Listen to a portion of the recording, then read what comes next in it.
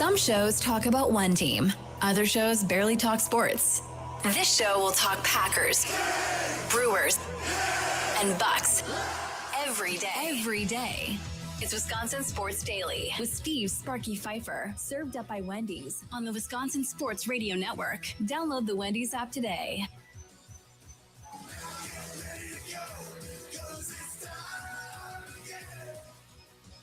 Welcome in. It is a Friday, people. It's a Friday. I feel very short in our video screen right now. Mitch was just there before you. Exit YouTube. I feel very, very short. That's there what we I was go. giggling at over here. Better. Sorry about that. Y'all on exit YouTube. I barely was over the graphic on the YouTube screen. I think we should have left it like that. You could have. Just jumping up and down, trying to get over the screen. Yeah. Sparky here, Charlie using over there as we broadcast live from the Wisconsin Sports Radio Network studios. Powered by the Potawatomi Sportsbook. Hope y'all are going to have some fun stuff planned for the weekend. I'm guessing Charlie is probably working at his other job all weekend. Not all weekend. Oh? Sunday I'm going to Dave & Buster's. Ooh. So I have a day with my girlfriend, yeah. Could not tell you the last time I was there. We try to go like once a year just for fun. Yeah, we have have a card that we keep the tickets on. Isn't it like Wednesday nights like half price night? Or at least it used to be back in the day. I don't know all the rules. Wednesday nights used to be half price game nights. Oh. That's what it used to be. I don't know if they're doing anything on Sundays, but we're just going. Yeah, I don't know. It's been a long time since I've been there, like I said. So, so looking forward to the weekend. Hopefully everybody has a good time this weekend. Tim Allen, host of Hot Stove Weekly, and, of course, the Potawatomi Sportsbook postgame show with Tommy Wirtz. His band's playing out tonight as the postgamers, as he likes to call his listeners, are invited out. He's got a bunch of giveaways and stuff to do tonight. We'll talk with him coming up at 4:40 more about that. So looking forward to that. Because of that, we've moved Austin Herdenia, who normally we follow the money with at the Potawatomi Sportsbook. He'll join us at 2:40 today, so we moved him up. Charlie Sounds of the Day maintains its position at 3:40. Green and Gold update brought to you by the Potawatomi Sportsbook at 4. And it's Friday, so it's Plead the Fifth. That's what we're going to talk about. Who would you like to plead the fifth? Who do you want to go, stop? I'm thinking Shams Charania will get a lot of votes. When we do Plead the Fifth coming up at 4:20. So if there's anybody who want to plead the fifth, you can always dial it up or text in once we get around 4:20 to the talk and text line 414-677-1250, 414-677-1250. You can plead the fifth. Hash, and Rotier. I want to start off talking about what I'm seeing on social media and what I'm hearing on the radio. This morning, I tune in to listen to Inside Wisconsin Sports. Trevor Thomas, Josh Albrecht do a great job. And usually they're funny and I laugh. Very rarely do I get mad, right? And yell at them and so forth in my car radio because I disagree with something they're saying or whatever. It's a pretty chill show. But Josh Albrecht was driving me nuts today, boy. It got all the way to crosstalk. When John Kuhn came on to promote the 9 to noon show in the last segment, him or Rami Makloff are on every day in the last segment of the show, like 8:45, 8:50-ish or whatever. And Josh just continued on. So Josh Albrecht is of the mindset, like so many of you apparently, of gotta fire Doc. How in the world is Giannis going to be gone and Doc Rivers is still going to be the coach? It doesn't make any sense. Ty Windish, who I love, Eurostep podcast, last night. Also, you can no longer count on one hand the number of games the team has clearly quit on Doc Rivers. It's been a trend. No buzz at all. Seat not even warm, question mark, for overseeing this disaster, question mark. The last guy got fired at 30-13. That's from Ty Windish. Here's the question. I'm curious. I really am. I'm not going to lose my mind on this, but I just want to see the lay of the land because I always feel like those people that are on X screaming and yelling and carrying on are normally kind of the minority, those people that are just angry at the world most of the time, right? So that is what it is. Not that Ty Windish is angry at the world. He's certainly not. But that's a lot of what we see. I want to know this. As a Bucks fan, and if you're listening, you're probably a Bucks fan.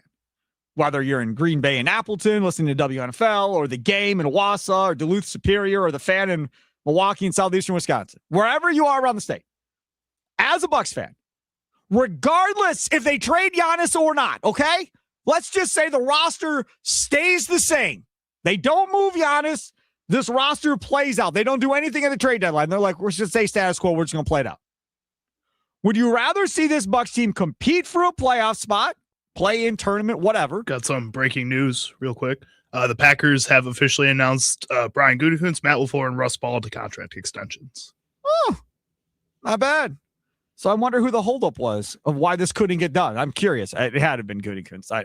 Again, a Russ Ball's contract, how hard could that have been? He negotiates contracts. He's probably the easiest one, yeah. I would say, just sit down. How much? Oh, here you go. Go. I mean, they have a war chest of money. So congratulations to the three that we all assumed had these deals done. But good job. Nicely done, Packers. Way to go. Again, you didn't have to have a press conference for this. Press release works just fine. All it was. Yep. Thank you. Real easy. That's all you had to do. Nicely job done, Green Bay Packers. Led the show yesterday with this topic, asking where in the world is it? And the next day, boom, there it is. See? The power of being on WNFL, baby. The power of being on WNFL. Right at 2:00 was the press release. Boom, right too. when we started. They knew. Right. And I'm surprised it didn't say, now tell Sparky to shut up about this. Exactly. Right? But it didn't. I'm on to bigger and better things talking about this Giannis thing. So the question is, would you rather see this Bucks team as is, just act like Giannis is here and he's going to come back and play? Would you rather see them compete for the playoffs this year, meaning the play-in tournament, so top 10 teams, or would you rather see them improve their draft position specifically with inside the lottery and not win a bunch of games and have themselves in a position to get a better player in the draft? Which side of this are you on? Charlie, you got the poll question up? Yeah, poll questions up at WI Sports Radio, and you all are going to make your vote. But I also would like to talk to you on the phones and via the text line. Harder on the text line, but it'll work. Either way, Nicolay Law talking text line 414-677-1250, 414-677-1250. I think that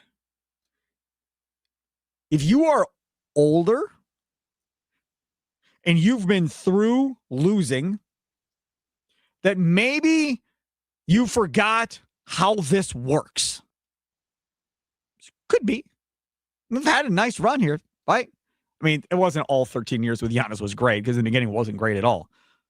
But for the last, 7, 8 years or so, been really, really good. Playoffs every year. I get bounced because Giannis can't stay healthy. You win a championship, which none of us will ever forget. We'll always be thankful. They're going to build a statue for Giannis, guaranteed. Jersey's going to get retired. Like all the stuff that comes with it, Giannis is going to have happen, regardless of what we all feel about Giannis when this whole thing eventually goes down, if it eventually goes down. But when you are in a position as this team is right now, where you have not had a sniff of a lottery pick in a long, long time, and it's a draft that is loaded at the top, that has to take precedence for me. You can be different, but for me, over going and being a 9 or a 10 seed and getting bounced after a game. With all due respect, I don't care. I don't. If they lose every game the rest of the season, not going to lose any sleep, not going to be angry, not going to be mad, not going to care all that much how many games they lose. Do not care. That's the first thing. The second thing is, who cares who the coach of that is? So, okay, Darvin Ham, you get to be the coach. And now we're 9 or a 10 seed. They get going, right? 9 or 10 seed, we get bounced. And now you're no longer in the lottery. Oh boy, wasn't it worth it, everybody? We got to see him lose right away in the playoffs. That was worth firing Doc over. Glad it worked out for everybody. Are we all happy that we got rid of Doc? That was spectacular. We'll look back at this in 10 years and go, boy, that was the best move in franchise history, so we could play the 9 or the 10 seed in the play-in in the tournament. I just, do you know what? I'll tell you what kind of mentality we're talking about here. This is the Herb Cole mentality. That's what we're talking about. Competing to just get into the playoffs. Now, back then, there was only 8 teams. Just get in. Give me some playoff money. Just get in. Get me to the 7 or 8. Yeah, we're going to get bounced right away, but I want some of that playoff cash, right? Get me in. That's what drove this team for years. Just never bottom out. Always try to stay around that 7 or 8 seed and say you're a playoff team. That's what drove it. And that was the thing for the longest time. You had 1 year. People forget that was the only really great year that you had under Ray, Sam, Glenn, and Tim Thomas. That was the only year. So you had one great year. Outside of that, that's it. That's all. You are really bad. You need to be really bad. You cannot be really bad and then hope to sneak in to get beat and screw up any draft choices that you may get. Because right now, if you think that Giannis is not here for the rest of his career, if you think that's not going to be, he's not going to be here, if you're on that side of the ledger, you're going to need star power. You're not winning a championship without stars in the National Basketball Association. That's the only way you win in this league. I promise you, you need star power. You probably need 2. You have none on this roster right now outside of Giannis. So however you figure out to get that, go ahead. Do I think you're going to sign one in free agency in the next 10 years? Nope, I don't. Your best and probably only, you have 2 chances. One is to trade for one under a long-term deal. And if that guy's getting traded on a long-term deal, that means he was not good where he was, more than likely, and is not living up to contract expectations, and is probably at the end of his career. But that's one way of doing it. The second way of potentially doing it, and the most likely way of doing it, is to get in the lottery year in, year out, be horrible, and hopefully you hit the jackpot and get a year where you're able to get a stud in the draft lottery. Or, swing for the fences at the end of the draft lottery like Giannis and get lucky there on a raw kid that develops into a superstar. There's that too. That's even harder than probably getting to the top of the draft and being right on a can't miss guy. Well, and if you go back to that trade option, a lot of the guys that have been traded for to be that type of player to come in and help elevate a franchise that's looking for that next step after maybe moving on from another iteration of that team or a star like that. And guys like Mikal Bridges, who gets traded to the New York Knicks, who hasn't really done that much to make himself the second option on that team or even the third option on that team. They traded a ton to get him in order to help build that team and bring it together. Same thing with like Desmond Bane in Orlando. Your team. Yep. It hasn't really changed all that much. He's been good, but like not anything different than what they expected. They traded a ton for him. And then now the Washington Wizards trading for Trae Young in order to do that too. Yeah, I don't think that leads to anything for the Washington Wizards. I think that is like a last-ditch effort and something saying that you're ready to give up, but that you just don't want to say you're ready to give up. You might as well just tank like all these other teams do in the NBA. This is the one sport where nobody cares if you tank, if we're being completely honest. They pretend like they do, but teams do it all the time. So just be like everybody else. That's correct. I got a bunch of text messages coming in. We got some calls as well. You can dial it up or text in. Nicolay Law Talk and text line 414-677-1250, 414-677-1250 on the 414. Blow up the Bucks. Trade everyone. Patrick in Tosa. Yes. Another one from the 414. Just can't believe that you can't win with Rivers, as he is to the Bucks what Maurice Drayden was to the Packers, a master of excuses. Another one from the 414. Definitely improve on the draft pick. Those are some of them. Got a bunch more to read as well. We have Q over there participating in the Dugout YouTube chat and X chat as well, as you can follow us live streaming WI Sports Radio. What do we got over there, Charlie? Q says, tear it down, and then he follows that with Doc only impacts plus minus 5 games a year. It's a bad roster if Giannis doesn't play, no matter what. Correct. Yes, that's exactly correct. And as I've stated before, he ain't coaching this thing long term. I promise you. He's not coaching a rebuild. He will retire and go back to the TV booth, and then you can hire somebody.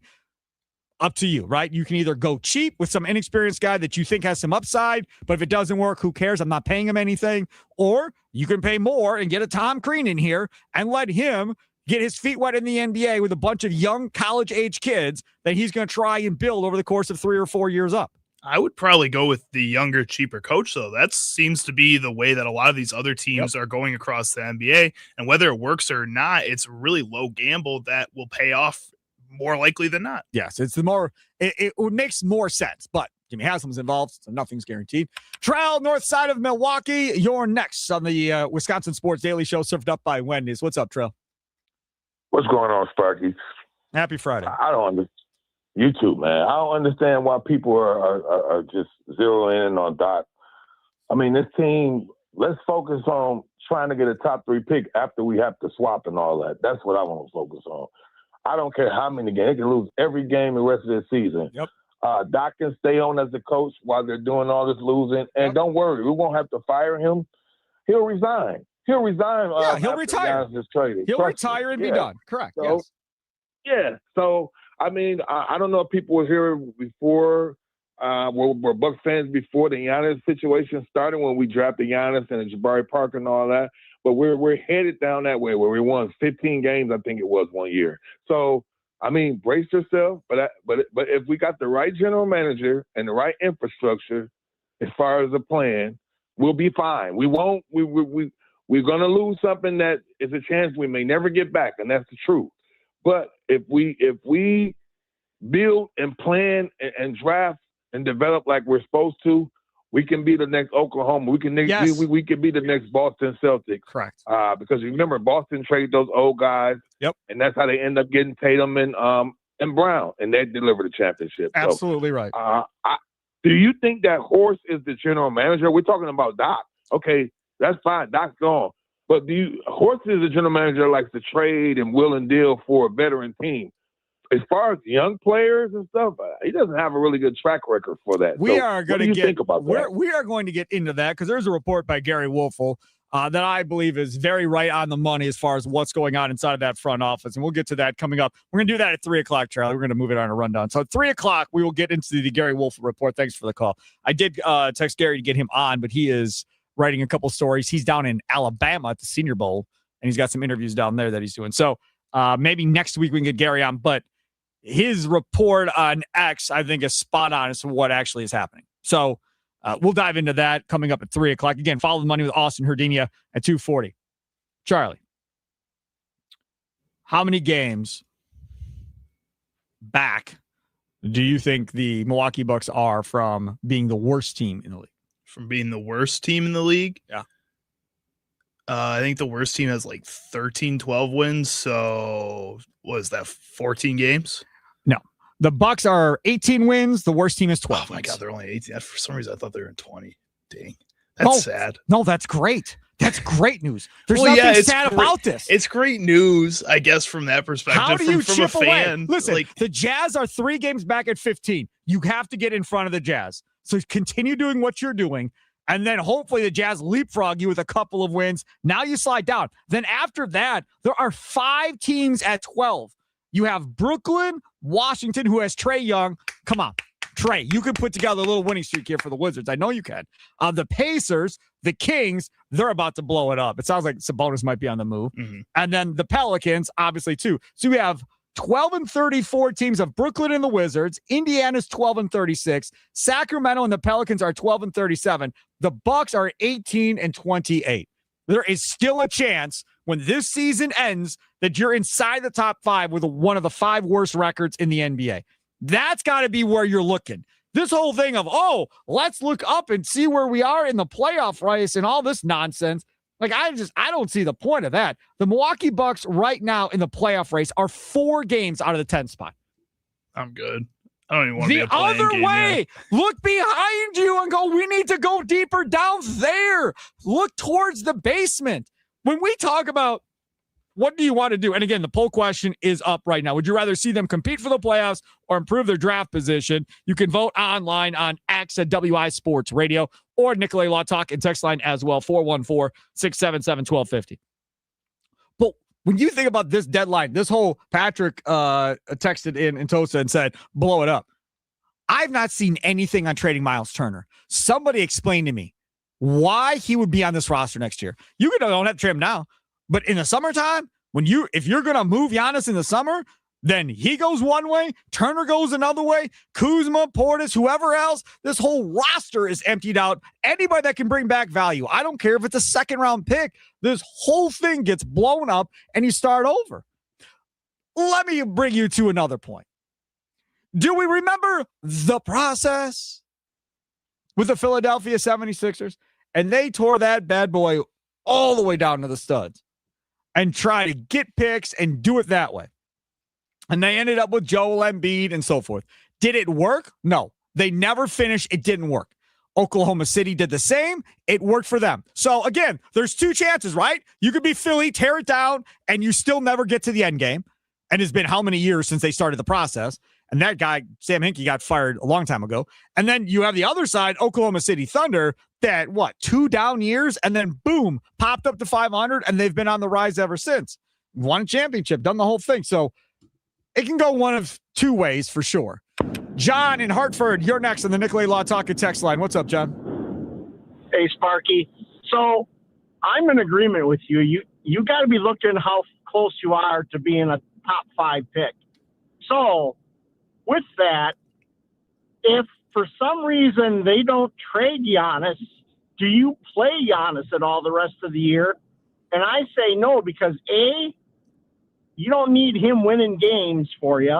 And B, you don't need him getting hurt in case you have to trade him in the offseason. Correct, because with calf strains come Achilles injuries. That's normally how this works. And that would be the absolute worst case scenario. You want to talk about a nightmare. You don't trade him at the deadline. He comes back, and then in some meaningless game in March or April, blows his Achilles, then has to miss all of next year, and then has a player opt and can walk away, and you get absolutely nothing for him. Yes, that is the most nightmarish scenario possible for the Bucks. Yeah, so he sits no matter what. Stay home. Yes, I agree. 1,000%. Thanks for the call. Now, how does that work? Well, that has to be a conversation with his agents that want him out of here. Be like, look, man, you want me to trade him in the summertime? Okay. But then you have to agree that he doesn't come back and he ain't playing. And we can just say, hey, it's taking longer than usual to come back from the injury, and we're all on the same page. We all play team ball here. I'll get him somewhere in the summer. You don't want to play team ball? No guarantees what we're going to do. Because John's right. If he gets hurt, they're screwed. They're screwed. Giannis isn't screwed because he'll miss all of next year and then be able to sign a new deal with whoever he wants. And then it doesn't matter because now they can't trade him to Minnesota and him go, damn, I don't want playing in Minnesota, man. No, I want to be somewhere warm. I want to be Miami or LA. And if I'm not going to be in somewhere warm, I want to be in New York. I mean, that legitimately is kind of what we're talking about here. I mean, John Horst isn't screwed. I think that the Bucks ownership kind of gets a little bit of they get a free out of jail card a little bit if that happens. They don't get any heat because then he gets hurt. They don't have to be the ones to trade him. He'll just walk on his own and they'll be like, well, look, we tried everything we could. And they feel pretty good about this. I know the fans won't feel as good about that. I know they'll know it's a scapegoat kind of reason. The reset is brutal. They'll feel better. The reset is brutal as far as how do you get back. But at least they weren't the ones that started the reset. No, that's what they're going to be happy about. Yeah, I don't know, man. 414 Nicolay Law Talk and Text line. I don't see the Bucks trading Giannis. You don't want to be the GM trading a generational player away for unknown first-round picks. Again, just my thoughts. I think that's why Peter Feigin said, cool, I'm out. I'm not going to be a part of this. When all hell breaks loose, I'm not. When we had Peter Feigin on yesterday, and he said, I'm looking for a new challenge, he got all done. I said, okay, so in 10 years, we'll call you back because we're going to need somebody to come back here and fix this. And if you all think I'm crazy, I hope I am. I hope I'm wrong. I hope Jimmy Haslam actually knows basketball better than he knows football. I hope. Doubt it, but I hope. So anyways, we'll continue on the 414. Giannis is too proud to ask for a trade. Shut him down this year. Fire Doc. Reload where you can. The organization will be set back for years if they move Giannis. Ride it out next year. I hope he signs the extension. And if not, trade him at the deadline next year. Next year. Not now. Play for the lottery this year. No brainer. Now, again, according to reports, because Brian Windhorst, ESPN, said this the night before the Charania report came out earlier this week. literally the day before, Brian Windhorst said, this actually may be good for the Bucks. He doesn't play the rest of the year. You get a stud at the top of the draft, in the top 5, top 6, whatever. Now you convince Giannis that, hey, man, look, I got a future star player with you. You then have 3 ones, I believe, available to you this summer that you then can move at that point. So now you can go get potentially another player if you want. And now you can essentially, like you said, reload and go. The very next day, Charania says, and we're open for business, and they're taking offers. The very next day. So, again, I don't. We can go back and forth on, did he ask for one? Did he not ask for one? But to me, it's all semantics. Because if his agents asked for a trade and he didn't, are you going to give him the free pass and go, well, he never went into the office and asked for a trade. It was his agents. I'm not mad at Giannis. Please tell me we're not giving him a free pass for that. Right? Because that very well will be the out of, hey, man, I never asked for a trade. I never asked John Horst to trade me. I never asked the owners to trade me. Meanwhile, his agent for like 3 years has been begging them to move on from Giannis and get him into another town. And they haven't done it because you get Damian Lillard in here for a couple of years. Then you convince him with Miles Turner. So, again, I think the agents are in play, and the agents work for Giannis, and that's why there's no chance, no how I'm giving Giannis a free pass on this whole thing. You can tell me all you want. You're never going to ask for a trade, and you can tell every insider that you didn't ask for a trade. But if your agents are asking for the trade, that means you're on board. Chris in Muskego, you're next on Wisconsin Sports Daily, served up by Wendy's. What's up, Chris? Hey, you probably might agree or disagree with me, but that's all right. Personally, whatever they do with Giannis, either trade him now or trade him in the spring, with all his injury reports, I can't see giving him another contract in a year and a half or another 3 years of his injuries. But before anything happens, I want to see Horst and I want to see Rivers both gone. Horst, he's manipulated a few times when they got the championship, but other than that, he screwed us as far as draft capital. And he has never, ever, since he's been here, drafted anybody that's got a second contract, or most of them wind up in the D League. I would like to see a young coach and a GM that can actually judge talent when it does come to drafting and selecting players. Because I'm sick of them chasing after old guys.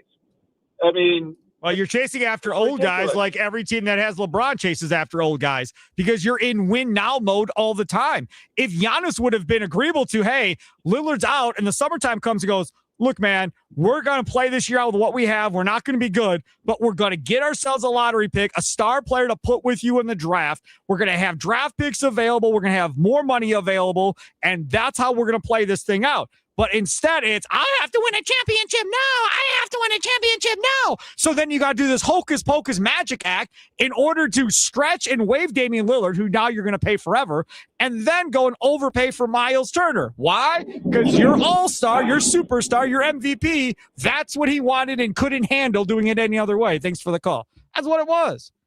And all this nonsense about Jay Crowder. Man, look, as I stated yesterday, Jim Ozarski, great article. Go read it. Milwaukee Journal Sentinel. Don't come at me with this. Oh, Adrian Griffin this and oh, Adrian Griffin that. Was nobody running to Adrian Griffin's defense when they moved on from Adrian Griffin? Nobody in that locker room coming out, man, I don't know what's going on, man. I thought AG was doing a great job. Wasn't none of that happening. In fact, it was the exact opposite. Giannis was out there running him over with a bus, talking about he was stressing that night, trying to figure out what they were going to do in the game the next night, what he was going to have to run in practice for drills, da-da-da-da-da. That's what was going on. Giannis was the guy. And then you bring in Doc. Giannis hasn't spoken badly of Doc this entire time. Giannis has been on the Doc train from the word jump. Giannis was like, oh, it was such a relief to go to bed at night and know that Doc's our head coach now and I got to worry about all this stuff anymore. So you want to go be mad at somebody, Jay? Go be mad at your guy. Maybe you didn't read that story when you were on that team, when he threw him under the bus. Go be mad at Giannis. Adrian Griffin get a head coach job since then? Not that I know of. Come on, man. I just, some of that stuff, you know who's at fault, and then you're going to go attack Doc. Whatever.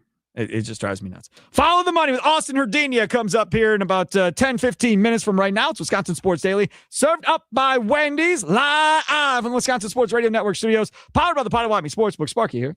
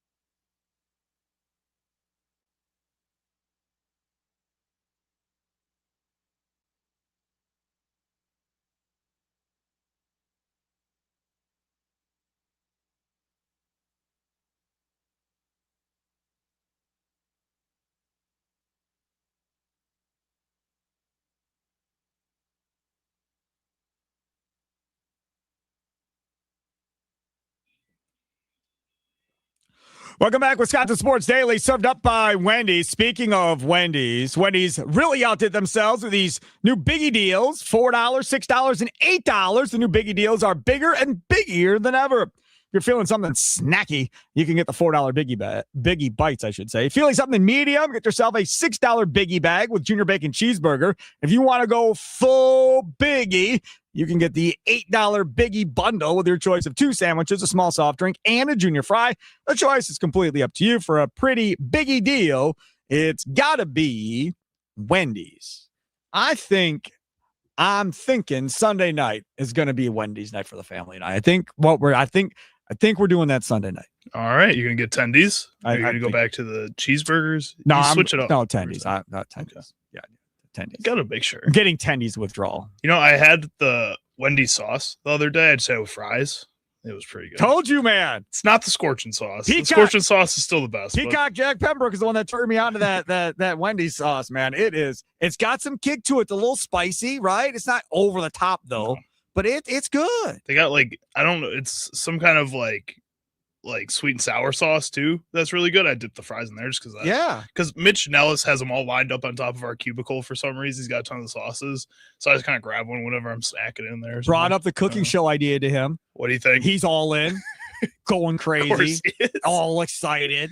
Right. This could be a real thing. You know, I think we can really put this together. And then I've got Josh Albrecht, who's like, I can't talk wrestling, but you're going to have a cooking show? Oh, my goodness. What? Mitch goes, hey, man, everybody eats, dude. Everybody eats. He's got a point. Everybody might not be a wrestling fan, but everybody eats. Mitch is so wise. Do you know what Josh's response was? What he said? I'm going to have Kohler sponsor, and I'm going to do a toilet show then. Everybody goes to the bathroom. I mean, those are the conversations. He's got a point back, too. Yes, those are the conversations that happen off the air. In our little jock lounge area. Station. Oh, yeah. They were yelling at each other back and forth. Of course they were yelling at each other. Oh, my gosh. I was just like, oh, this is crazy. Y'all are nuts, man. I walked out.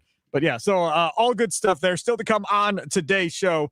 The franchise, Tim Allen, will join us coming up at 4:40.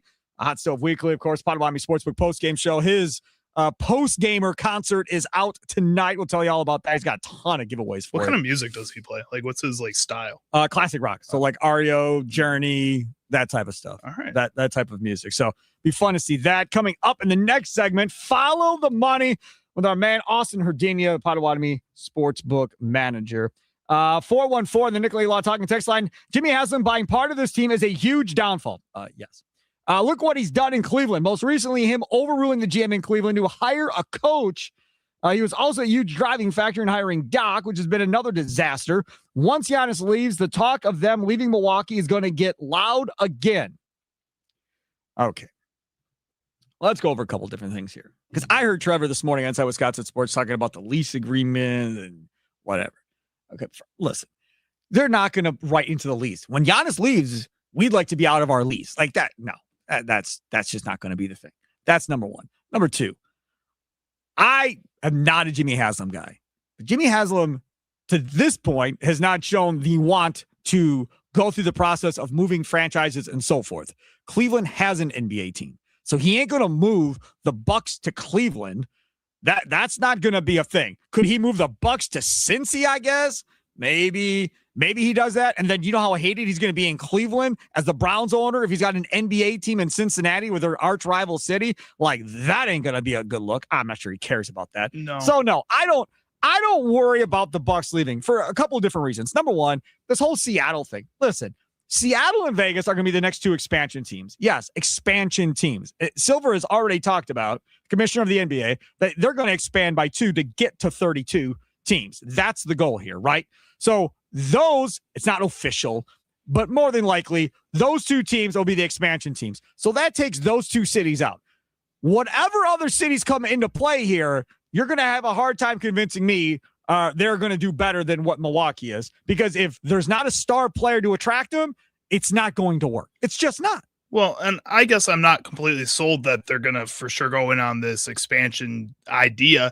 I think what scares me a little bit is that Vegas is the hot city right now for a lot of these leagues to put a team there.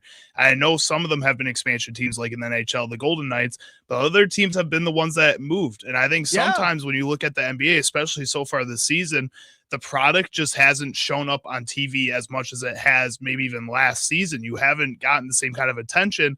I think if the NBA decides to pivot, then moving a team to Vegas would make a lot more sense than adding a team to Vegas. YouTube dugout chat over there. Somebody wanting to talk to Charlie, Timothy, talking to him from a Packer to Bears fan standpoint. I thought this is comical. Tim says, from one football fan to another, one Packer fan to a Bears fan, how was the feeling knowing it was a real possibility you guys were going to end up in the bowl this year? I don't think there was like ever a point this season that I really truly felt like they're going to end up in the Super Bowl until they beat the Packers.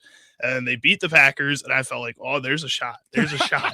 And then they have to go and just blow it. Like, every time that they get close in my lifetime, they blow it. JB in the 920 text, and it says, hey, Wendy's burgers are the only ones not shrinking, by the way. Valid point. I get full off of usually just one, and I'm a 2-burger guy, Sparky. Whenever I go places, I just need one, and it's delicious. Just need one. Up next, follow the money with Austin Herdina from the Potawatomi Sportsbook. Where's all the money at this weekend? There's no NFL games. So where are people putting their money this weekend? He's up next, and we'll see what kind of fun tie he's wearing today. And is he wearing that same shirt that he always likes to wear? Did you get him his Bears tie? No. Oh. But we're going to be going down there, so I will bring it. It's Wisconsin Sports Daily, served up by Wendy's, live from Wisconsin Sports Radio Network studios, powered by the Potawatomi Sportsbook. Sparky with you on a Friday.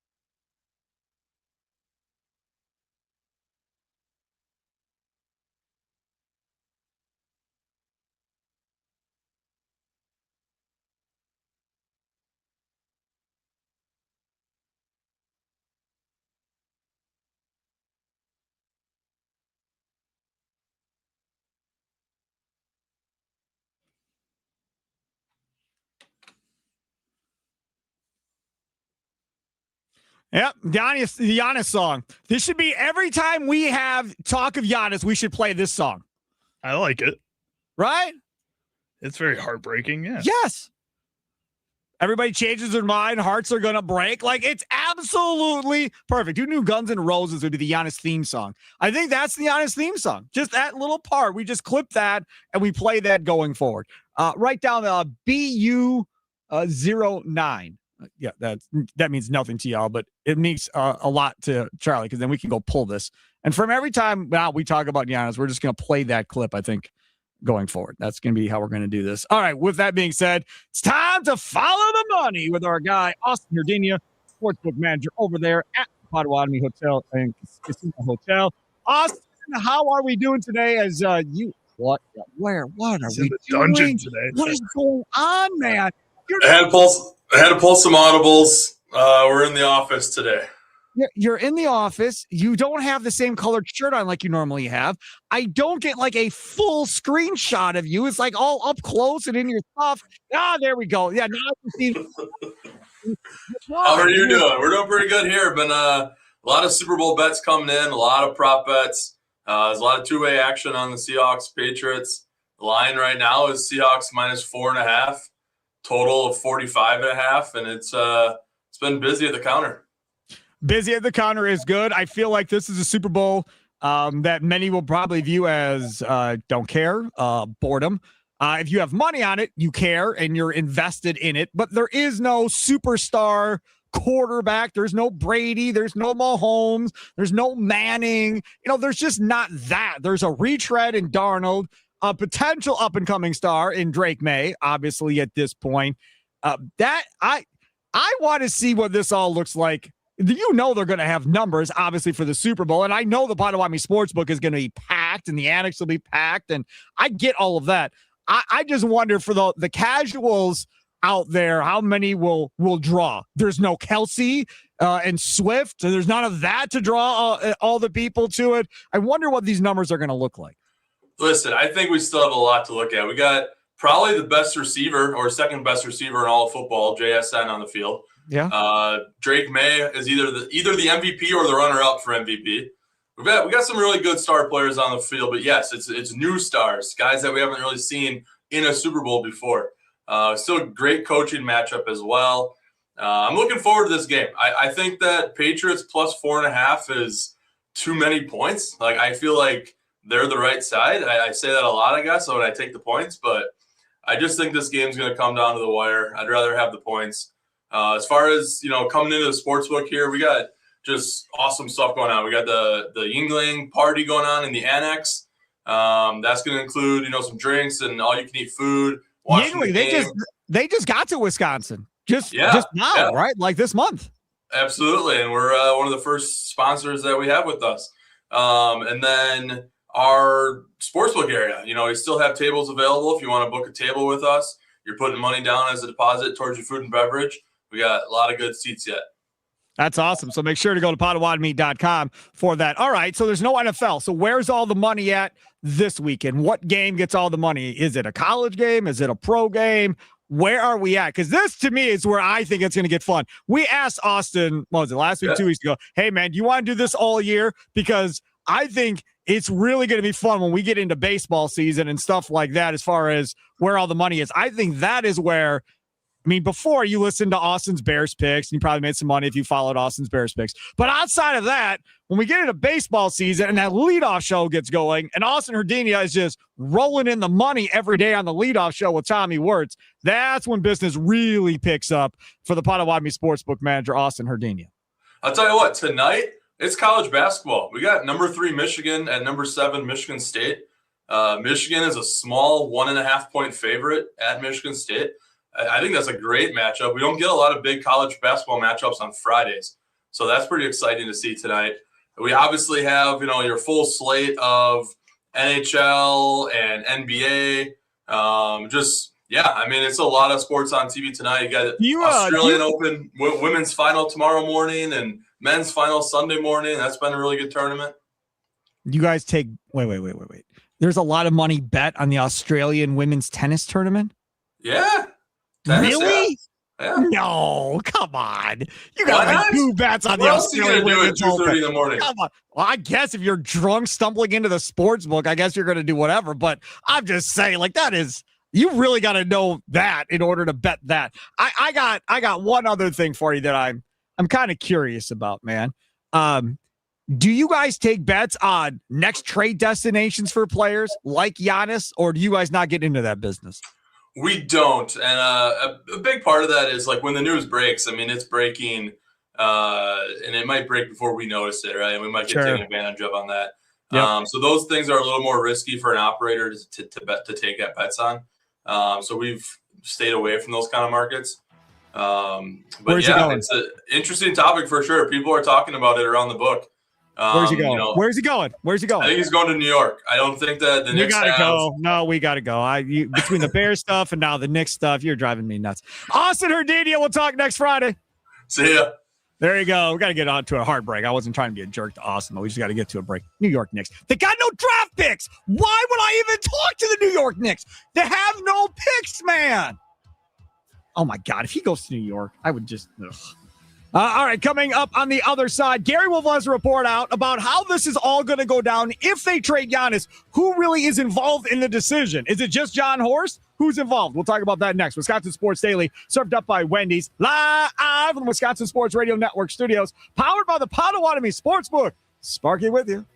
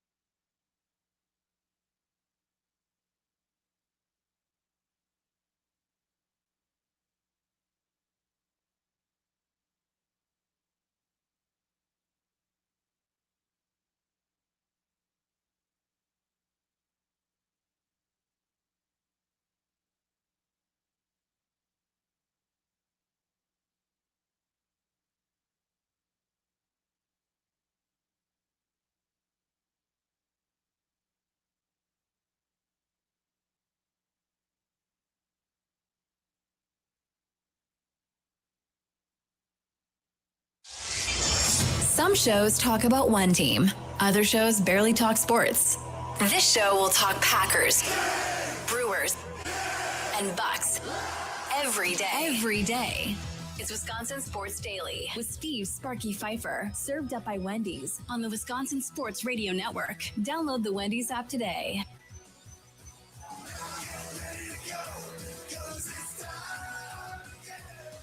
It is time again. Welcome in. Hour number 2 on a Friday. Sparky with you as you broadcast live from the Wisconsin Sports Radio Network studios, powered by the Potawatomi Sportsbook. Charlie Usen producing as always. Wisconsin Sports Wrap-Up. Tommy Wirtz comes up at 5 o'clock. Before that, Plead the Fifth. Brought to you by Habish and Rotier. National reputation. Hometown service. It's a segment we started a couple weeks ago every Friday at 4:20, and it's one of those segments of who do you just want to wish? Just be quiet. Like, man, they said this. I'm done. I would think a lot of y'all are going to probably say Shams Charania should plead the fifth, but we'll see where this goes. You can text in. You can call in during the segment coming up at 4:20. Again, plead the fifth, brought to you by Habish and Rotier. Looking forward to that. So Gary Woelfel, who, of course, has covered the Bucks for, I don't want to make fun of him, but for like 100 years, a long time. And Charlie says, I'm old. Gary's got me beat. So he's been doing it for a long time. He's covered a lot of the horrible seasons and covered the Cole ownership and so forth. He tweeted this out earlier today. Let's make this clear. John Horst, the Bucks GM, will not decide whether Giannis is traded. Horst will only make a recommendation to the team's tri-majority owners, Wes Edens, governor, Jamie Dinan, and Jimmy Haslam. And what I've been told is that those three are torn on whether or not Giannis should stay or go. Now, again, this is the question. Do you think John Horst gets too much criticism as GM of the Bucks? Knowing what Gary is saying is, hey, man, not going to really be his call. He's going to be like, okay, this is what I think we should do. What do y'all want to do? Right?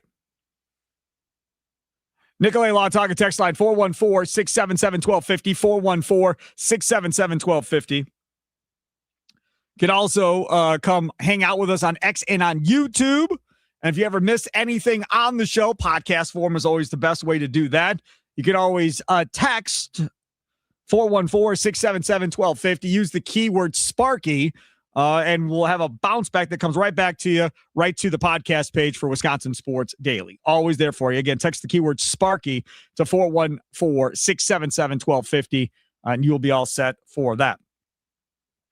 So I've said this before, but I'm going to say it again. This run for the Bucks, for Giannis, for winning a championship. What Gary Woelfel is saying is pretty much how it's been the run of this whole thing. That John doesn't do nothing without these other guys saying yay or nay to whatever they're about to do. Peter Feigin, Wes Edens, and John Horst, those have been the power trio of running day-to-day basketball operations. And when Mark Lasry was involved, Lasry liked, disliked, whatever, but I think most of the time they just rolled with what they kind of wanted to do and kind of pushed what they wanted to do going forward. That has been the power trio. And now, with Peter Feigin stepping aside, and seemingly Jimmy Haslam getting whatever Jimmy Haslam wants, with the latest being a president hire from the Haslam Sports Group, and Gary Woelfel saying, they're kind of torn here as far as what to do. You read reports earlier today from people saying, yeah, they're taking calls, but they're not really interested in trading them. It seems like they're just gauging the market of what they potentially could get. But it doesn't sound like they're in any hardcore negotiation mode of, we got to get this done by Thursday when the trade deadline gets here at 2:00. Like, it doesn't appear that's where the Bucks are. Now, could that flip a switch and change at some point between now and Thursday where they're like, hey, that offer is pretty legit. Like we might want to lock in on that and see if we can get another this or that at the end of the day. Then you've got reports of the Bucks want all the young players on your team, want all of your draft picks, and they're shooting for the moon on this one. And my response to that, of course, is as they should. Yes, you should shoot for the moon and see what you can get and see the most you could potentially get at the end of the day. So do you think Jon Horst gets too much criticism as GM of the Bucks, knowing now, which Gary Wolf was pointing out, that even at the end of the day, regardless of what he wants to do, he's got to have sign-off from those three guys that are involved as owners of what all is going to go down here. Nikolai Law, talking text line 414-677-1250. That is why I always say it is a team effort. And that is why I always come to the defense most times when people decide they want to go after John, because you know full right well that this is not him working solo and doing what he wants and they stay out of his way. I guarantee you that has not happened at any point during this entire run. That's not how this goes. And I don't know whether or not that was an issue of why John Hammond ended up not being with the Bucks, of he didn't want to deal with that nonsense and he wanted to do what he wanted to do and run the team. And then they couldn't agree, if you remember, on who the next GM was going to be after John Hammond. So they settled on Jon Horst okay, yeah, he'll be good. He'll roll with what we want to do. We'll go with him.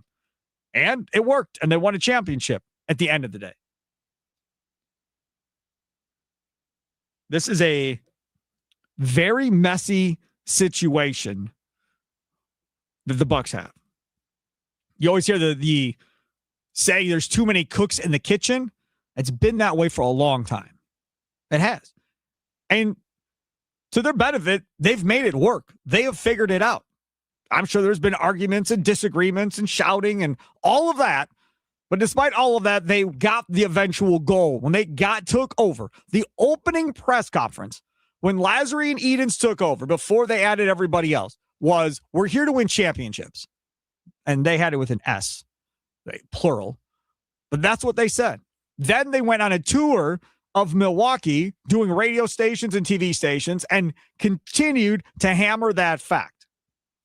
The other thing I remember that Mark Lazary was furious about was, he gets there, he has ownership of the Bucks, and he can't find anywhere that actually sells Bucks gear. To every store he went to, he could never find Bucks gear. And he said, we will fix that, Sparky. And they did. Now there's Bucks gear all over the freaking place. You can go to a grocery store and find Bucks gear. So now it's everywhere. So again, mission accomplished. When you're talking about making a move of this size with Giannis, man, oh man, oh man. Wes Edens, you better be here now for the next decade. You better be locked in and not going anywhere.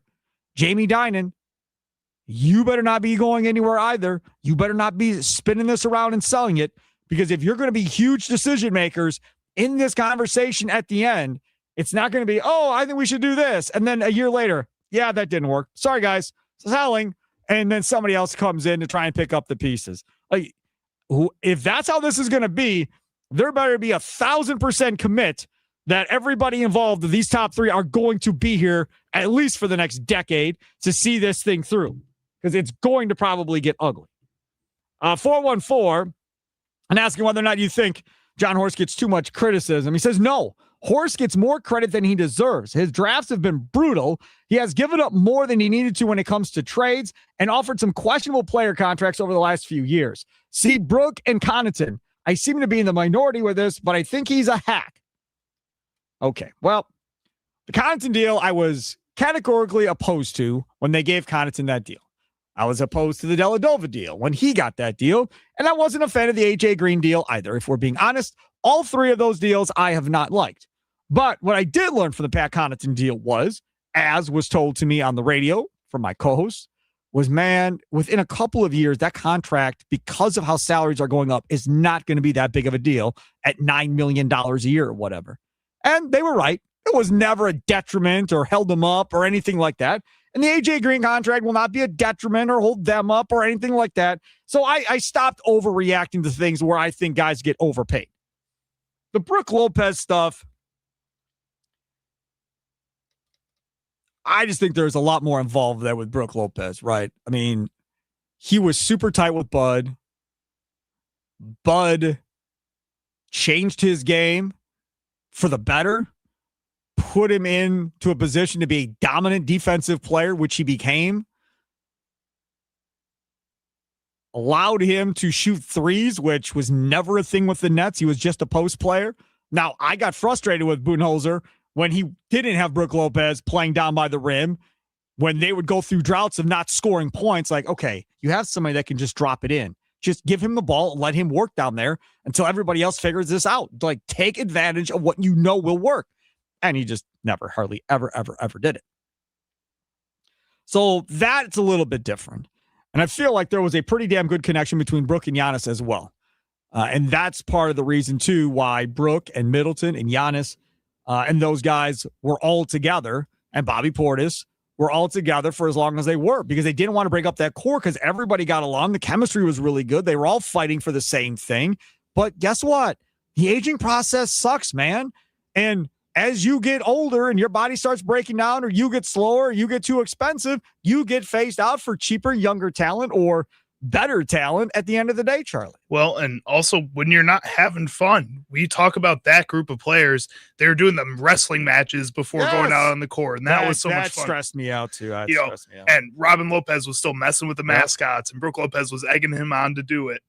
It felt like this team cared and wanted to be out there because they were a family, because they were able to goof around like that. And then as you see them, again, like you say, mature and get older in the league, you see the injuries break down. You see Bobby Portis get into a little bit of trouble, whether it's the PEDs whole issue or it's his house getting broken into, and he's talking about all these other things outside of basketball, and he has to leave the team. Chris Middleton can't stay on the court, and you can see it's messing with his mental focus. And Giannis is seeing all his friends around him go through all these different issues, and it's hurting his mental focus as well. And I think you saw that breakdown there too.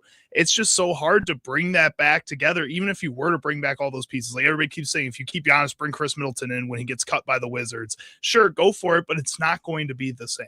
No, it's not going to be the same, but it would be somewhat probably of a relief for Giannis to have a guy that he can vent to and so forth. Maybe Isn't that what Bobby's supposed to be there for? I don't know. But they're not going to, again, like I said earlier in the show, we're not trying to win here. Like this should not be about, hey, how can we make the team better so we win games to get in the playoffs?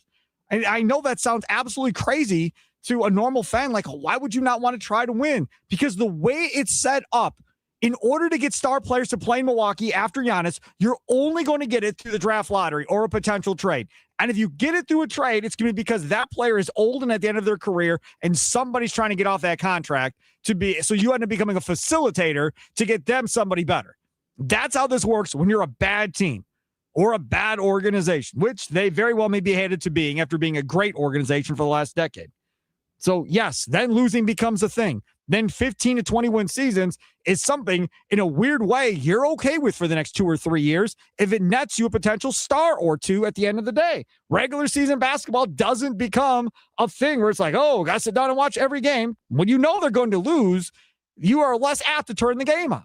KJ in West Allis, you're next on Wisconsin Sports Daily, served up by Wendy's. What's up, KJ? Good afternoon, Sparky. Thanks for taking my call. Happy Friday. Happy Friday. I'd like to reminisce a little bit, if I may, to begin the call, Sparky. I remember back in 2013, 2014, listening to you on the Big Show, along with Gary Ellison and Leroy Butler and Rami Makloff, and we opined about, what the Bucks might be with Giannis, how good he could possibly be, whether they could win a championship, so on and so forth.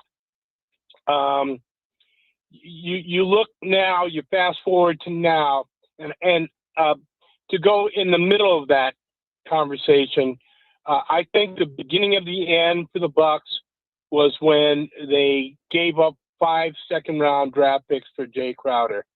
That, by John Horst, was a huge, huge mistake. That's horrible. And I think that it began the downfall of the Bucks and what they could do going forward. Now you fast forward to now, and we were kids, like kids in a candy store, kids in a toy shop, right? Now, the own the future, which was the mantra back then, is, for me, you broke it, so now you own it. Yep. And John Horst needs to own up to his mistakes. And I think that they need to break, as I mentioned yesterday or a couple of days ago, they need to break this team up. Forget about trying to win games to get into the playoff. What is that going to do for you? Nothing. You know, so no. So you want to try and get everything you can assets wise going forward for Giannis, and you're not going to do that by pretending like you're playing for a championship when you're not. Sparky, I'm totally with you. Thanks for the call. I said perfectly. That's the other thing. Jay Crowder wants to come on and talk now. Dude, you sucked. They traded 5 second-round picks for you, and you did not do much of anything to help that basketball team. If we're being straight, like, that just wasn't a thing. People were like, oh, Jay Crowder, he's done so much. It's been, well, he was good that game. Well, maybe if you look at the analytics, he did something there. I remember being on the radio complaining about, dude, he's done nothing. Maybe that's it. Maybe he blames Doc for not being good when they got him. Probably. Maybe that's the issue. Maybe he's mad that Doc didn't use him the right way. So now we're going to try and run over Doc all these years later because you're still bitter that it didn't work out here. Maybe that's what it was at the end of the day. Maybe just be on the court and be better, dude. I don't know. Yeah, I just not good. But now again, we can talk about that, but then you have to give Horst credit for getting PJ Tucker, because PJ Tucker was a big damn piece of them going and winning this thing at the end of the day. You have to give him credit for getting Holiday. Nobody saw Holiday coming here. He made the GM in Portland swear to secrecy and said, if this gets out, no deal. Okay. So they end up pulling that deal off for Lillard after they moved on from Drew Holiday. Nobody saw that deal coming. Did it work out? No.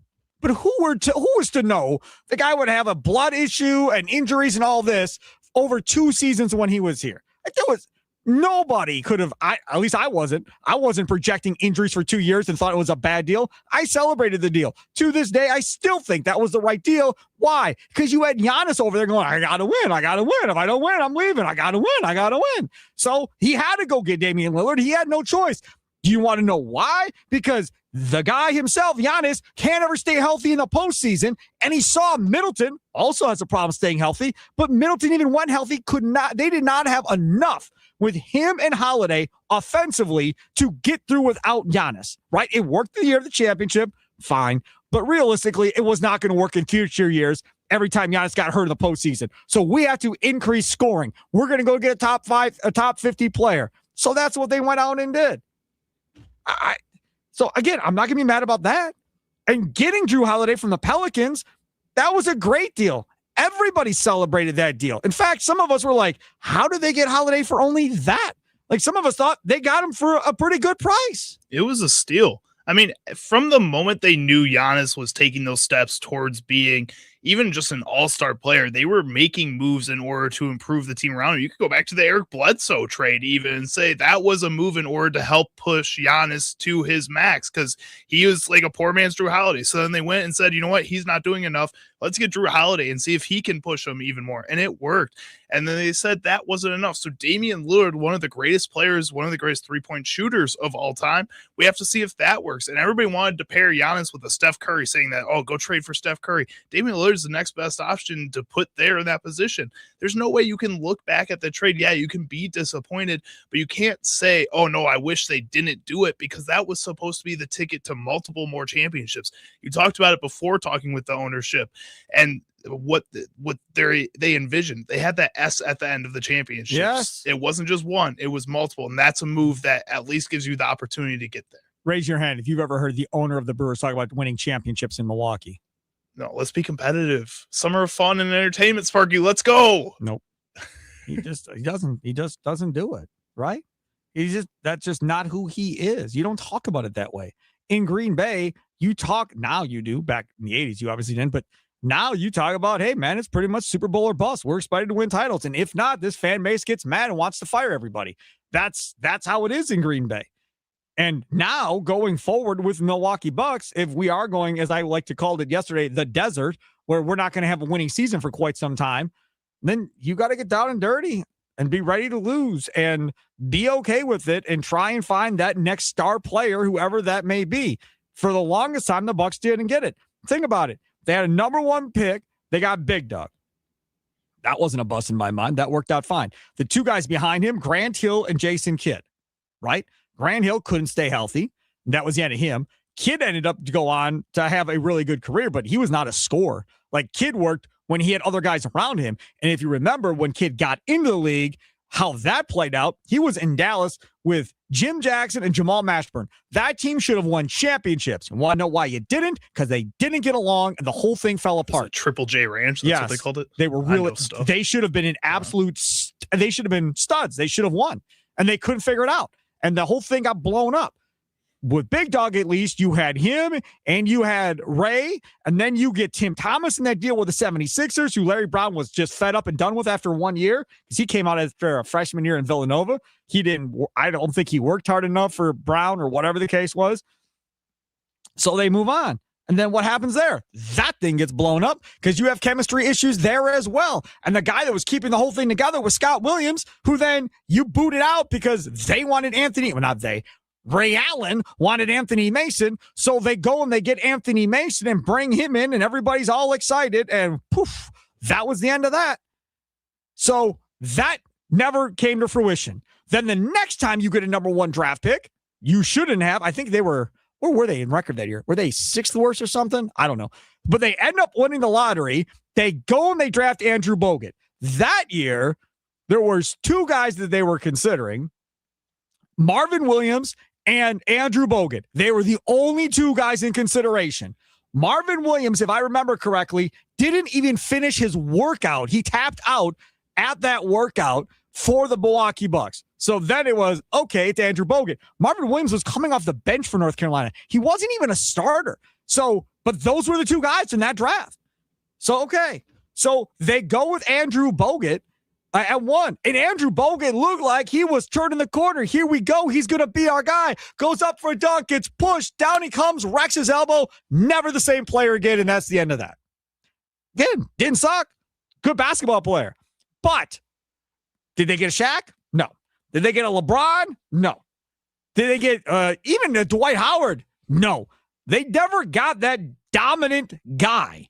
Glenn was an all-star, really good, 20-plus points a night, 6-7 rebounds a night, shot the ball well, absolutely really good player. Bogut, when he was healthy, was a good player, but not the dominant player. The time they get the dominant players in the middle of the first round. Now, in order to have that happen again, I think you're going to have to go be top 3 of a lottery where it's a stud class. This is the year where it's a stud class. So if you don't get the Atlanta swap, if you do this deal and you don't get a top 3 pick, then you need the Pelicans to win it, and then you sit up there and be a 2 or 3.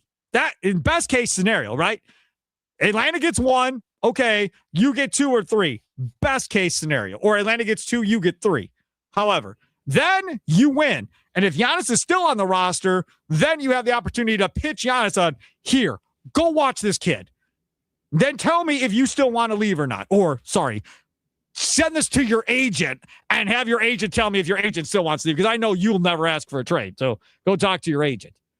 Doug and Racine, you're next on Wisconsin Sports Daily, served up by Wendy's. What's up, Doug? Hey, you got to make that whining thing you do with Giannis a T-shirt. Gotta win. Gotta win. Gotta win. Gotta win.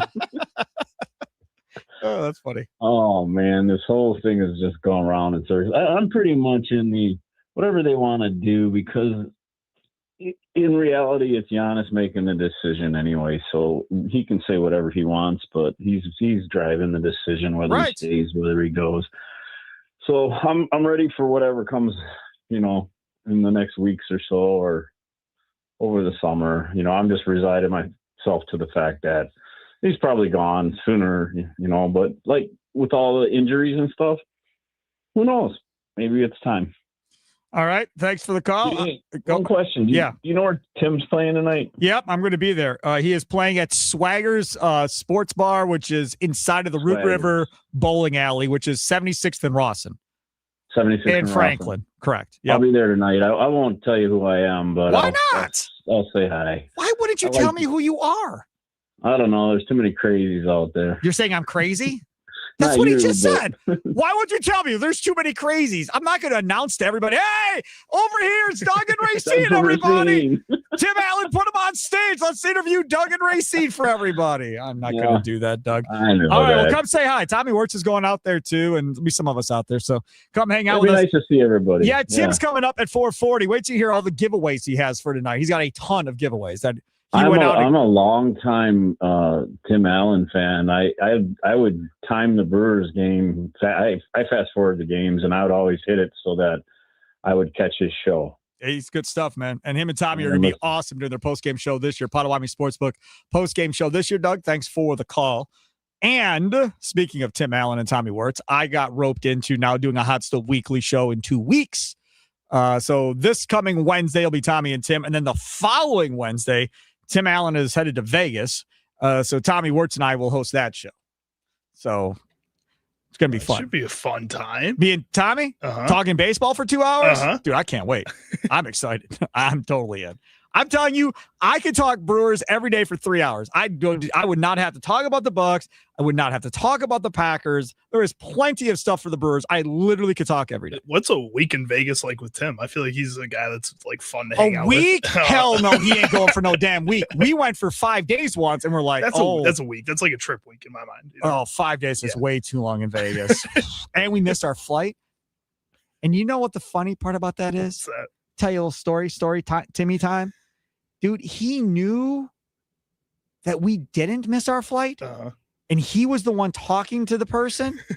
And because he wanted to stay, he told everybody the plane left the gate, and it didn't, and didn't tell us that until after the fact when we all had to go get another room for the night in Vegas and stay another night. I was at another radio station. My boss was livid. Yeah. What do you mean you missed the flight? How do you miss a flight? Blah, blah, blah. Oh, my gosh, was he mad. And I find out later, Tim knew the plane was still there, but didn't want to leave. So we ended up staying. There was a group of us. That's crazy. That dude, man. Was everybody mad? Did you make him sit in a seat far away from you guys? No, man. But like some of us were out of money. Oh, yeah. So what's the point of staying there for another night? He wasn't out of money. Of course. I'll give you another story of Tim. He never loses. He never loses. He doesn't. Most people go there, they lose all their money, they come home, right? So you bring a couple $100, whatever people bring. It's like, now smart people bring their money. When they're out, they stop. Right, yeah. Dumb people go and continue getting money out of the ATM to continue playing or whatever, right? I'm not one of those people. When I'm out, I'm out. I'm done. I'm not blowing everything there. Right. But that dude, he doesn't run out because he just continues to win and hit and pop and la. So he was fine. A couple of guys, though, were completely out and we're just hanging out watching him play video poker and him buying us drinks or whatever and doing his thing. He's buying, might as well hang out. Yeah. Oh, Tim's a great time in Vegas. No question. All right, Charlie Sounds of the day coming up. It's Wisconsin Sports Daily served up by Wendy's live from Wisconsin Sports Radio Network studios, powered by the Potawatomi Sportsbook. And we always talk about the Bucks. When the Bucks win, you win at Wendy's. After every Bucks win, stop by any participating Wisconsin Wendy's for a free small vanilla or chocolate frosty classic. No purchase necessary. This offer is only good for 24 hours after a win, so act fast. Get that free small frosty classic at Wendy's.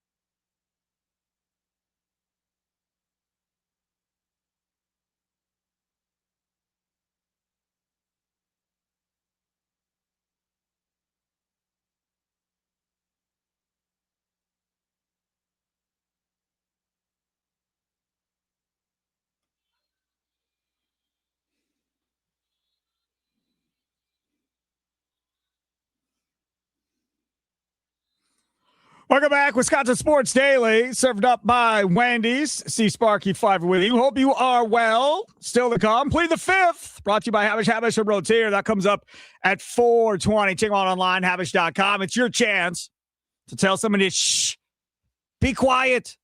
You're wrong. You're wrong. You're wrong. You're wrong. Right? Just shh. God, I think Sharani is going to lead the way on Plead the Fifth coming up today at 4:20. We do it each and every Friday. Always enjoy the interaction on the calls and the text messages as well. If you don't have this number, by the way, in your phone, save it in your phone for the talk and text line. And that way, you always have it. So, like, man, I really want to hear that last segment that Sparky just did. Or, man, I want to go back and listen to that interview. If you text keyword Sparky to 414-677-1250, you'll get a link sent right back to the podcast page. And then you'll have it right there on your phone. You just click the link, boop, go right up to the podcast page, miss whatever you may have missed, listen to whatever you may have missed here on Wisconsin Sports Daily, served up by Wendy's. We got to get to Charlie's Sounds of the Day coming up here in a couple of minutes. But before we get to Charlie's Sounds of the Day, can you feel it? The thrill of witnessing a walk-off grand slam, a game-winning touchdown, buzzer-beating three. You know the feeling. There's only one place to experience that raw exhilaration. We talked to Austin Herdina. That's where he lives. That's his job. He's a sportsbook manager over there. Potawatomi Sportsbook. Catch all the action in Supreme Space. Dozens of sports betting kiosks, cool drinks, luxury seating, 2 levels. Great food, fiery atmosphere, and a monster video wall, 2,000 square feet. Only at the Potawatomi Sportsbook, and they still have open seats for the game next Sunday. So if you are looking to go watch the game at the best place in the Midwest to go watch this game at, you can reserve your seats online right now. There is a deposit for food and beverage. You're going to spend that anyhow. That game is like 4 or 5 hours long. So you're going to spend that money anyhow. Go reserve your seat online today or your seats at Potawatomi.com. Remember, you have to be 21 years of age to enter the casino. Okay, Charlie Sounds of the Day. Coming up next, do we have a theme for today, Charlie, or is it kind of all over the place? It's kind of all over the place. I got a little bit of everything, so we're going to move around a little bit. I got a little Pat McAfee show heading over there. Adam Schefter was on there earlier today. I have some other kind of Giannis-related stuff in that segment. Not exactly Stephen A. There's no Stephen A. Don't worry. Is there any Danny Parkins? No Danny Parkins today. No. Kendrick Perkins? No Kendrick Perkins. I got a couple of those guys for Plead the Fifth, though. I was just about to say that's a Good Friday, and then it's not my fault. They decided to talk about the Giannis stuff. Yeah, that's fine. Plead the Fifth. Stay tuned for that coming up at 4:20. It's Wisconsin Sports Daily, served up by Wendy's, live from Wisconsin Sports Radio Network studios, powered by the Potawatomi Sportsbook. Charlie Sounds of the Day next.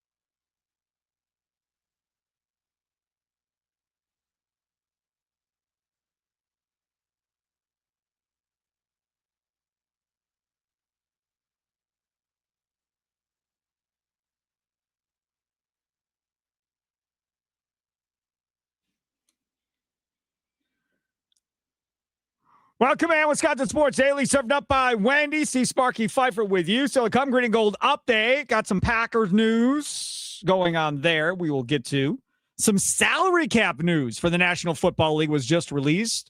So we will get into that. Bears lose a coach. We'll jump into that with Charlie as well, coming up at 4 o'clock. 420, plead the fifth. Habish, and Rotier, as we've talked about.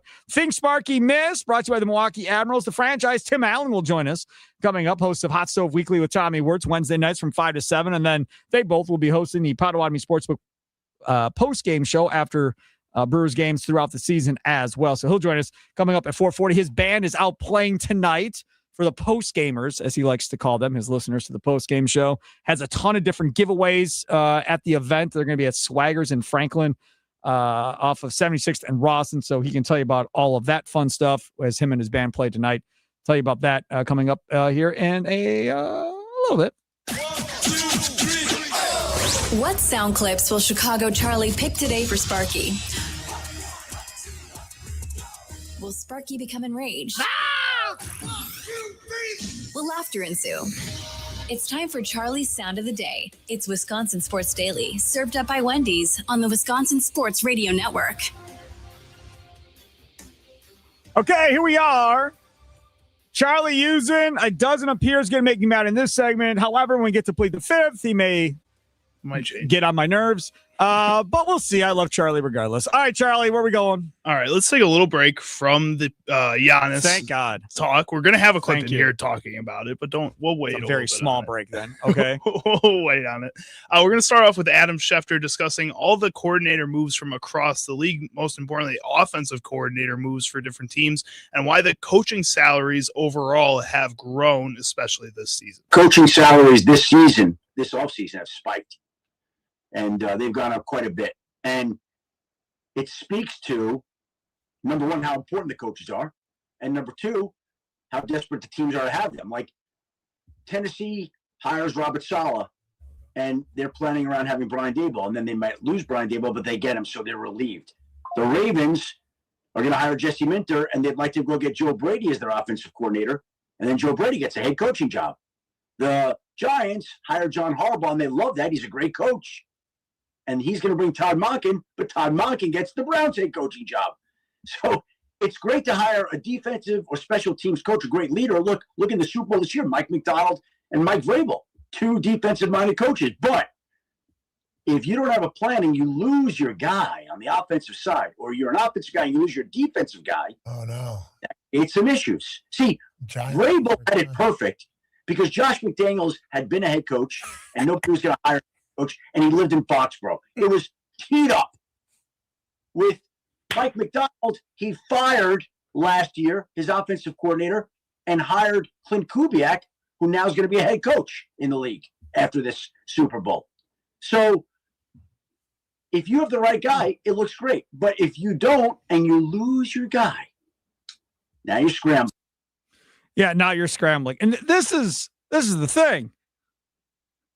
This is what makes it fun, I guess you could say, from the perspective of if you are an owner or a GM, do you have a staff or don't you? Those conversations happen. I'm telling you right now, when Pittsburgh brings in Mike McCarthy or the Giants bring in John Harbaugh, you're having the conversation of, okay, if we hire you, who is your OC? Who is your DC? Who are you coming with?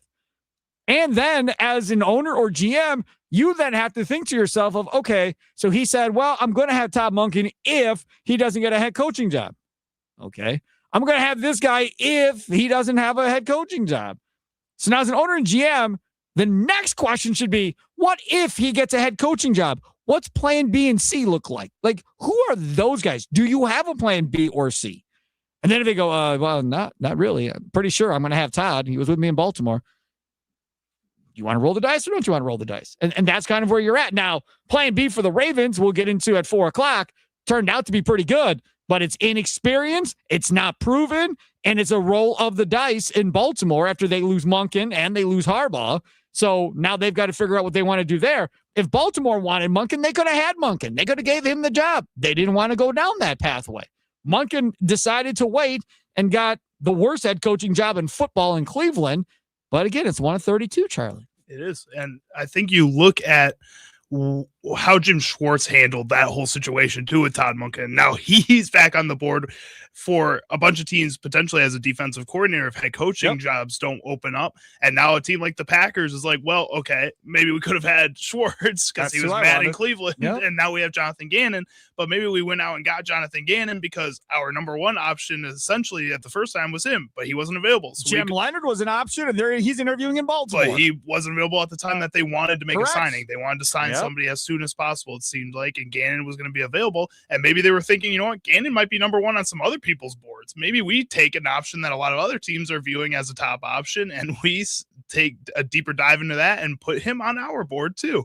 It's all just a big game, like you were talking about. It's kind of fun to see the way that it rotates around the league. It is. It's a dog-eat-dog world, people. You want somebody, you better move quickly before you lose them. What's next? Next up, let's talk about one team that's not having fun playing this game right now, and that is the Minnesota Vikings, who earlier today fired their general manager, Kwesi Adofo-Mensah. Good for you for pronouncing that right. I've been practicing. That's good. This is Mike Florio of Pro Football Talk discussing why this happened, and especially so late in the season, and what the Vikings will be doing moving forward. Nearly 4 weeks after ending the season on a 5-game winning streak, the Minnesota Vikings have made a dramatic change in the organization. They have fired general manager Kwesi Adofo-Mensah. They will be searching for a new GM after the draft. Until then, veteran front office employee Rob Brzezinski will take over the operation with Kevin O'Connell still in place as the head coach. This was rooted in, if not driven by, the ill-fated quarterback decision in 2025. This tells us that Kwesi Adofo-Mensah wanted what they got, J.J. McCarthy with journeyman backups, and that O'Connell was cautioning against it. He was the guy saying this isn't going to work, as they said no to Sam Darnold, no to Daniel Jones, no to Aaron Rodgers, and rode with a guy who just wasn't ready. And now with Sam Darnold heading to the Super Bowl, is it a coincidence that after the Seahawks won the NFC Championship, that's when Kwesi Adofo-Mensah was fired? Maybe it is. Maybe it isn't, but we know this. After the draft, the Vikings are going to be looking for a new GM, and it's likely, if not certain, that Kevin O'Connell is going to be calling the shots in Minnesota moving forward. I was listening to the Mason Crosby Show with Mitch Thundernellis, presented by Verizon today between noon and 2, like they are every weekday. Mason Crosby brought up a name. Makes a lot of sense. Go get John Dorsey out of Detroit, man. He was a key personnel guy here. He's the one in Kansas City that helped put that thing together with Andy Reid that turned into what it was. He's the one that, since he got to Detroit, helped those guys put that roster back together. He's a great talent evaluator. Yeah, you need a rust ball with him to manage contracts and salary cap and all of that and help him in that aspect. But as far as talent evaluators go and building a staff of scouts and all of that, he knows what the hell he's doing. Now, again, as a Packer fan, you don't want that to happen, but part of me is like, let's just see how good Brad Holmes is without John Dorsey in Detroit. I'm kind of curious because we saw what happened in Detroit when their offensive and defensive coordinators left, what that looks like. So I wonder what Brad Holmes looks like without Dorsey in his back pocket. But with all due respect to Florio, who's based out of Minnesota and is probably more locked in than any national insider goes to there, I saw another report earlier today that said there's been constant fireworks and arguing between the head coach and the GM here going on for quite some time. Now, what was the final blow up? What led to it?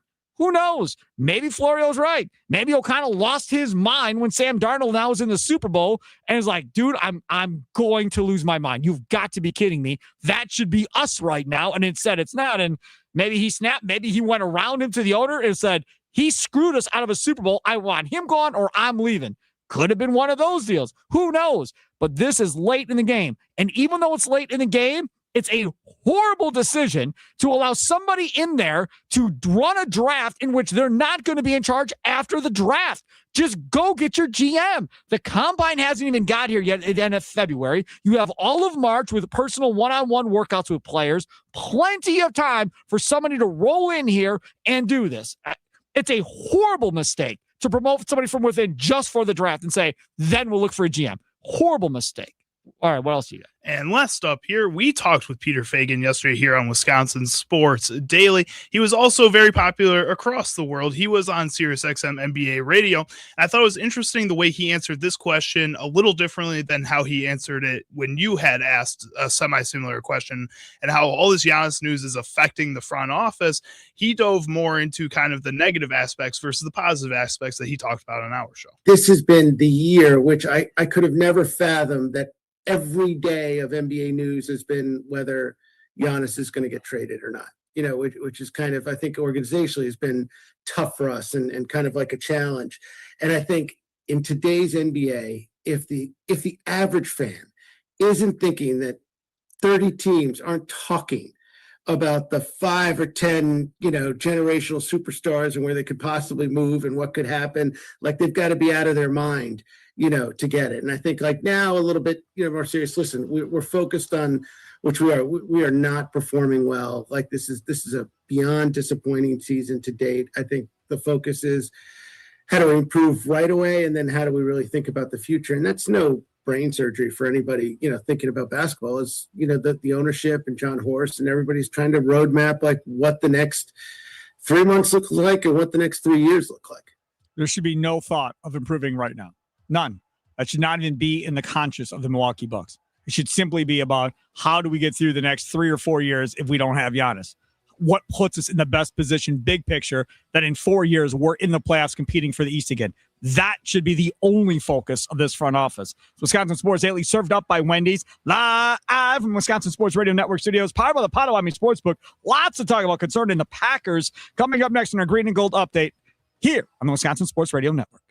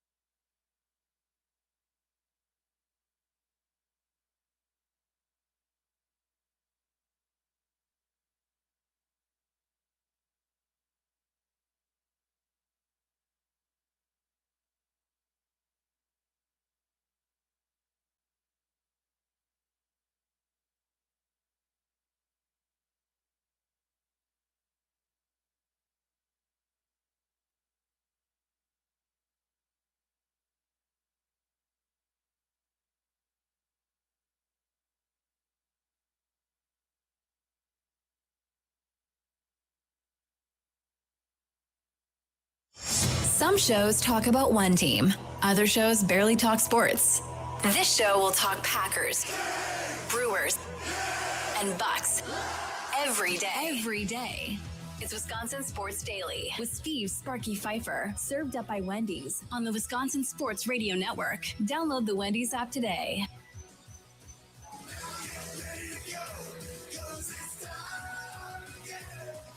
It is time again, 4 o'clock hour here on a Friday. Wisconsin Sports Wrap-Up still coming up today at 5 o'clock with Tommy Wirtz. We get you all the best of what happened today on the Wisconsin Sports Radio Network. Don't forget, every weekday from 6 a.m. to 9 a.m., it's Inside Wisconsin Sports with Trevor and Josh. 9 to noon with John Kuhn and Rami Makloff. Noon to 2, it's the Mason Crosby Show with Mitch Thundernellis, presented by Verizon. And then, of course, this show from 2 to 5, Wisconsin Sports Daily, served up by Wendy's. All shows are broadcasting live from the Wisconsin Sports Radio Network studios, powered by the Potawatomi Sportsbook. Coming up this hour, Plead the Fifth. Who needs to go? Shh, enough talking. That's brought to you by Havish and Rotier. Text in, call in during that segment, 414-677-1250, 414-677-1250. Then at 440, 445 in that area, Things Sparky Miss, brought to you by the Milwaukee Admirals with Tim Allen, host of Hot Stove Weekly with Tommy Wirtz, and the Potawatomi Sports Postgame Show, Sportsbook Postgame Show with Tommy Wirtz as well. He'll join us to talk about the Postgamers concert that he's got coming up tonight with his band in Franklin. Ton of giveaways as well. I'm going out there. Tommy Wirtz is going to be out there. We'll see who else is going to be out there from the station tonight, or from the network tonight. So looking forward to that. But it's 4 o'clock, which means we always get to this. It's time for your green and gold update on Wisconsin Sports Daily, powered by the Potawatomi Sportsbook on the Wisconsin Sports Radio Network with Steve Sparky Pfeiffer. Okay, so we had some news breaking earlier in the show. Charlie broke in with it when we were talking about Giannis. The Packers have agreed to terms with Brian Gutekunst, Matt LaFleur, and Director of Football Operations, Executive Vice President Russ Ball, to multi-year contract extensions. President Ed Policy announced the extensions Friday.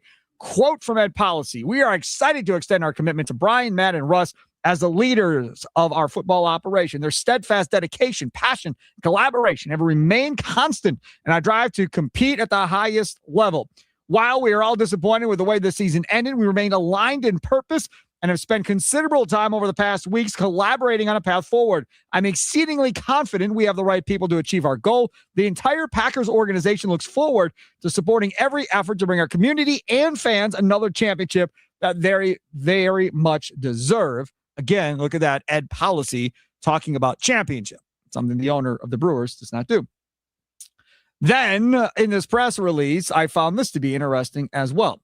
So since Goody, Ball, and LaFleur have been together, they have led the Packers to 6 playoff appearances over the last 7 years, tied with only the Chiefs and Eagles for the second most postseason appearances in the NFL over that span. Buffalo has 7. Green Bay is one of 4 NFC teams and 7 teams in the league to make it to multiple conference championships from 2019 through the 2025 season.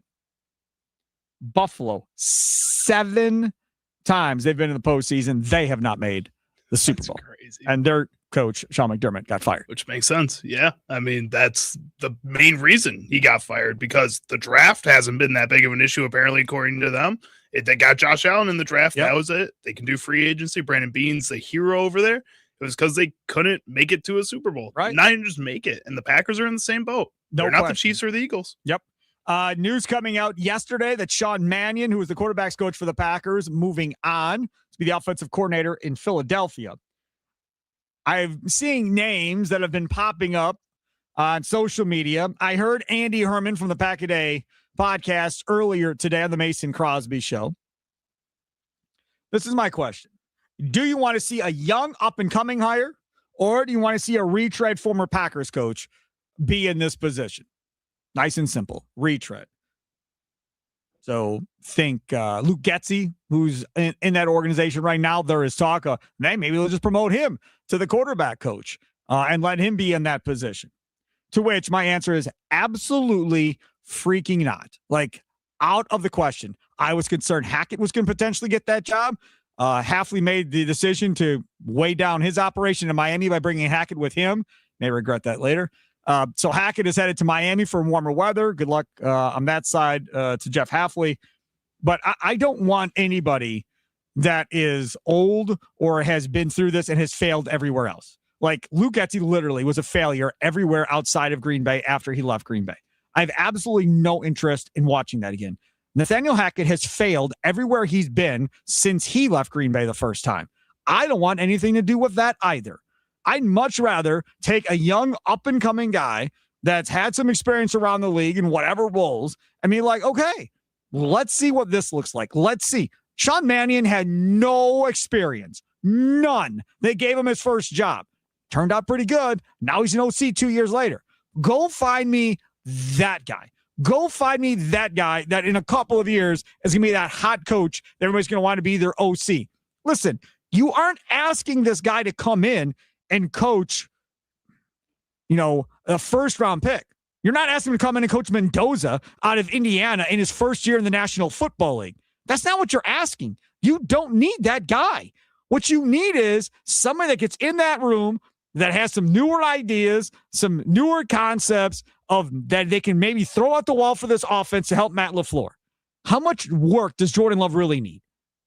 Probably some, but he's got his own individual quarterback coach that's all over social media. So he's going to be working out. We'll see the videos all summer like we always do. So he's got him working with him. And then when he gets back, whoever the quarterback coach is, fine. You have him in season. But once you get in season, you're not really fixing feet during the season. That stuff gets done in the off season, right? You can work on that somewhat in training camp. But once you're into week 3, week 4, hey, if he screwed up, he screwed up. I mean, we can talk about it, but the odds of fixing that during the season probably slim to none. But that quarterback's coach sitting next to him, looking at pictures or looking at video of what happened in the previous drive and maybe what he missed or whatever, that's what you want. You want another set of eyes that can be there and help him with that. That's what I'd prefer. Now, does it have to be a former quarterback? No, it doesn't have to be a former quarterback, right? I mean, we've seen Andy Reid coach quarterbacks, tight ends, everything. John Gruden's coached everything. So it doesn't really matter to me if they're a quarterback or not. That doesn't mean that you can't still help coach the position. If you know football and you've played football and you've coached football for as long as a lot of these guys have, I feel fairly well that you can help the quarterback at this point. Is Sean Mannion as good as Jordan Love? Absolutely not. But that does not mean he can't be a good coach. Is Craig Counsell as good as Christian Yelich? Absolutely not. But that doesn't mean he can't be a manager in Major League Baseball, right? So to that aspect, I don't care how good you were necessarily. Just as long as you know ball, you can help and figure stuff out that can help Jordan Love be better in game situations. And you're creative enough that you can bring something to the room when we're talking about game planning and stuff like that when you're watching film, and maybe you pick up something against the defense that LaFleur and Stenavich missed because somehow Stenavich and Butkus are still here. So maybe you can add that element to the game planning, or maybe in the game, going up to Matt LaFleur and be like, hey, man, I don't know if you saw this, but I noticed this. We might be able to take advantage of that. That's what I want. I don't want some failures, retreads that have failed everywhere outside of Green Bay. You can spare me on that. I have no interest in that. You don't really need any more reclamation projects. I think what Matt LaFleur needs right now is, again, new, fresh opinions that are coming in and helping him out. And I would say, yeah, that could be a more veteran guy if you hadn't already hired Jonathan Gannon. I think Jonathan Gannon comes in and gives him some fresh ideas, will give him a little bit of a pushback on the defensive side and help kind of with the leadership things that he may be lacking in. But on the offensive side of things, I think Matt LaFleur needs to learn how to branch out a little bit. And I think what we've seen so far the past couple of seasons is, like you said, him giving these guys who are his friends, who have been around this building because he knows what they are. I think he's been too safe. This is a time where you just got this extension. Yeah, your seat may be hotter than it was the first time you signed with the Green Bay Packers, or the first at the end of the third year, that time with the Packers. But I think that this is a moment where you have nothing to lose. You have a really young team. You have a squad that's talented when they are healthy. Go out there and find ways to make that talent shine every down on this field. So there is a guy that is a Wisconsin native, played at Pius High School in Milwaukee, Connor Singer, who was the pass game specialist for the Cardinals. he apparently is going to interview for the Packers quarterback coaching job and for the Buffalo Bills job as well with Joe Brady. Andy Herman was poo-pooing the heck out of that one earlier today and saying, well, I hope this is just because Gannon recommended him. Okay, we'll interview him since you like him, coach. No problem. But realistically, we're not hiring him. We'll just bring him in and we'll talk to him. Maybe that's what it is. I hope it's not. Because again, I am 1,000,000% against Luke Getsy. Like, absolutely horrible decision. You don't want to watch this offense just throw screens every other play. He doesn't help develop the quarterbacks.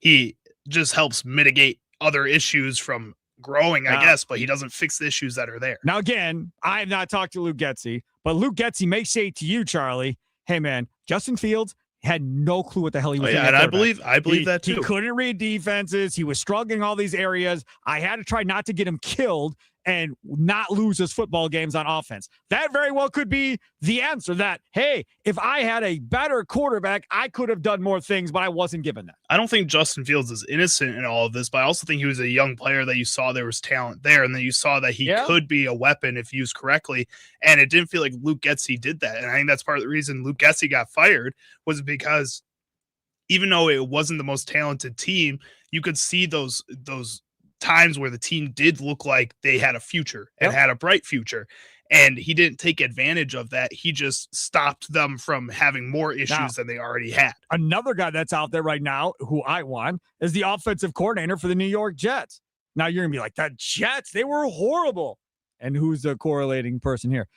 They were horrible. Fine. But again, if you go look at the numbers, as far as wide receiver separation on average, they blew everybody away in the National Football League. They were awesome at that top. Drops all over the place on offense, and you didn't have the best of quarterbacks running that thing. I think when you start talking about play design, being creative, and doing different stuff, and they had to figure out how to run the football because they didn't have a great quarterback, to me, that makes a lot of sense. Is it a downgrade going from OC to quarterback coach? Sure it is. But you want to know what I'm doing if I'm Matt LaFleur? Since I'm so loyal to a fault and I have to keep everybody, he's coming as quarterback coach. And then if during the season or by the end of the season, I realize he's more creative than Stenavich, he brings more to the table than Stenavich, then I'm moving him up. Stenavich, out you go, and I'll bring a different quarterback coach in for Jordan Love the next year. Yeah, and honestly, if I'm Stenavich, I'd be a little upset about that. If I heard anything like that, or if that was any rumor like that, then I'd just leave. And then you could just make him the OC right away at the beginning of the year. You can have the whole Jim Schwartz situation. I'm totally fine. Yeah, fine. Okay, no problem. Sure. Yeah, bye. Maybe you leak it on purpose. But again, I mean, Charlie, to that degree, if Getsy is still on staff as a senior consultant or whatever, then it's not a big deal. So if he leaves and he gets promoted up, then Getsy, you're the quarterback coach. We need somebody at the end here because he just bailed on us. You got somebody right there that can roll just bring in one of other Matt LaFleur's friends. All the 8 billion that are out there that he just keeps bringing in. Correct. Or Sean McVay guys. Exactly. All of these guys have the same network of guys. Correct. So it'll be fun to see how this plays because right now Gannon is rolling with his guys on defense. Now we're starting to see a Cardinal guy get brought in on the offensive side of the ball. It doesn't appear to me that there was a relationship between these two prior to this, other than there was an admiration from LaFleur towards Gannon and how their defenses played against the Packers. And that's what probably led to this. But even with that being said, you still had to have the conversation, right? It still has to be the conversation of, okay, man, how does our defense look with you? Who are the players that you think you can take to the next level? And then how are you going to do it? And the bigger and better question is, your run defense wasn't good in Philly. Your run defense wasn't good in Arizona. Our run defense was not good after Devontae Wyatt got hurt. So how do you plan on helping our run defense? Like, all of those questions should be asked in the interview process to Gannon. I want answers, and you tell me exactly how we're going to fix these. And I'm assuming he had answers and had good answers, and Matt LaFleur was sold. I think when you look at his defenses in the past few years, yeah, he's had the run problems, but at the same time, you've also seen on both his teams, both the Eagles and the Cardinals, middle linebacker play just explode. And a lot of guys make names for themselves and go get deals with other teams and make money that way. So yes, maybe the run game isn't going to be there, but you know what you're going to get out of Jonathan Gannon. You know that he can elevate the play of some other players that you already know are talented. And guys like Edge Cooper, if you're bringing Isaiah McDuffie back because he had an okay season for you as a reserve guy, if Quay Walker somehow still ends up being on the team, which I can't see being the case right now, he's going to get paid. I think that a guy like Gannon can come in and elevate play elsewhere, and then maybe, hopefully, Brian Gutekunst can make some moves this offseason and get veteran help at that defense line position. Pretty Gold Update brought to you by the Potawatomi Sports, but a couple other notes here. The Ravens are hiring Bears offensive coordinator Declan Doyle as their new offensive coordinator. Now, if you read up on Declan Doyle here in the last few months, everybody thinks he's the next Ben Johnson as far as play designer and that he is that next inventive, creative mind outside of Ben Johnson. Now, does that affect the Bears? No, because Ben Johnson's still calling the plays. Ben Johnson's still the genius. So that's not going to make that big of a deal to the Chicago Bears. I think it's a great hire for the Baltimore Ravens moving forward, and to see what he can do with Lamar Jackson and what he can do with that offense. They still need wide receiver help. Maybe. I think that's still a really big gamble. Last year when the Bears signed him on to be a part of that coaching staff, a lot of Bears fans were questioning that because they didn't feel like he had all that much of a resume behind him to be put in such a high position than an offensive kind of group. I think putting him into an offensive coordinator position, again, already kind of this early in his career, I feel like is a gamble when you have a head coach who's a first-time head coach in this situation too. I think if I'm Jesse Minter, I'm looking for more guys that are veteran coaches to help kind of back me up a little bit going into this new position for a team that's led by veterans, kind of give you that connection. Correct. Absolutely. No question about it. Okay. One other thing that has come up is salary cap and where we are looking for the salary cap for 2026. In 2025, the salary cap was set at $279.2 million per team.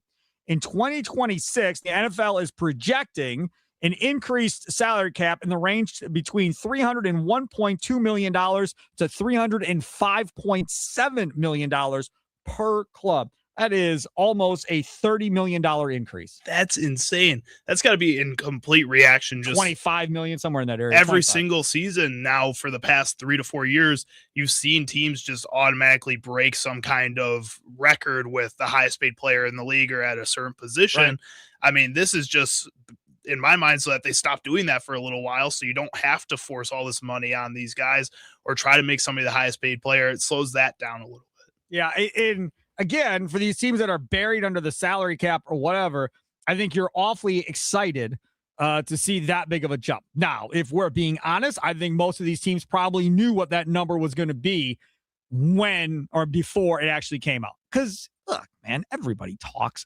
Everybody has a good idea of what this is probably going to look like at some point, probably within the last month or two. People were talking about, oh, man, this thing's going to jump like 20 million or whatever. Because, again, everybody goes, oh, baseball's in trouble, or, oh, the NBA's in trouble. Nothing's in trouble, man. The media rights deals are way too big between TV, now streaming, and radio, and everything else. You've got the NFL talking about playing international games every week and expanding to an 18-week schedule. That's what they're talking about. That's what's going to be talked about at the owners' meetings. 18 games and playing international games every week. Now think about that for a second. I get an NFL strike at that point too. The NFLPA might not be happy with that deal either. I mean, that's crazy. You're already complaining about guys getting hurt every single week, especially late in the season. Now that's just going to get guys hurt with all the extra travel and extra game. And they want to cut down the preseason. It's not just add one extra game to the regular season. It's cut down one game on the preseason too. Correct. In a world of tenders, Wendy's decided to make something more juicy, more crispy, and more dippable. They're my favorite. New chicken tenders are here. Some may call them tendies. I do. And yes, it's fun to say and even more fun to eat. And Wendy's new chicken tendies come with an insane new sauce lineup. New Wendy's signature, my favorite. Charlie just experienced it. He likes it. New sweet chili or new scorching hot. Or choose one of the classics, honey barbecue, creamy ranch, or honey mustard. Whatever you choose, they're the perfect vessel to dip all your tendies in. Wendy's new chicken tenders are so juicy, crispy, and dippable, you'll remember them forever. Gotta have tendies. It's gotta be Wendy's for certain. Coming up next, Plead the Fifth, brought to you by Habish and Rotier. Your chance to tell somebody to shh, be quiet now. Make yourself look goofy. Make yourself look a little silly here. Who are you going to tell that to? We'll find out next. Dial it up now, 414-677-1250, 414-677-1250. It's Wisconsin Sports Daily, served up by Wendy's, live from Wisconsin Sports Radio Network studios, powered by the Potawatomi Sportsbook. Sparky here.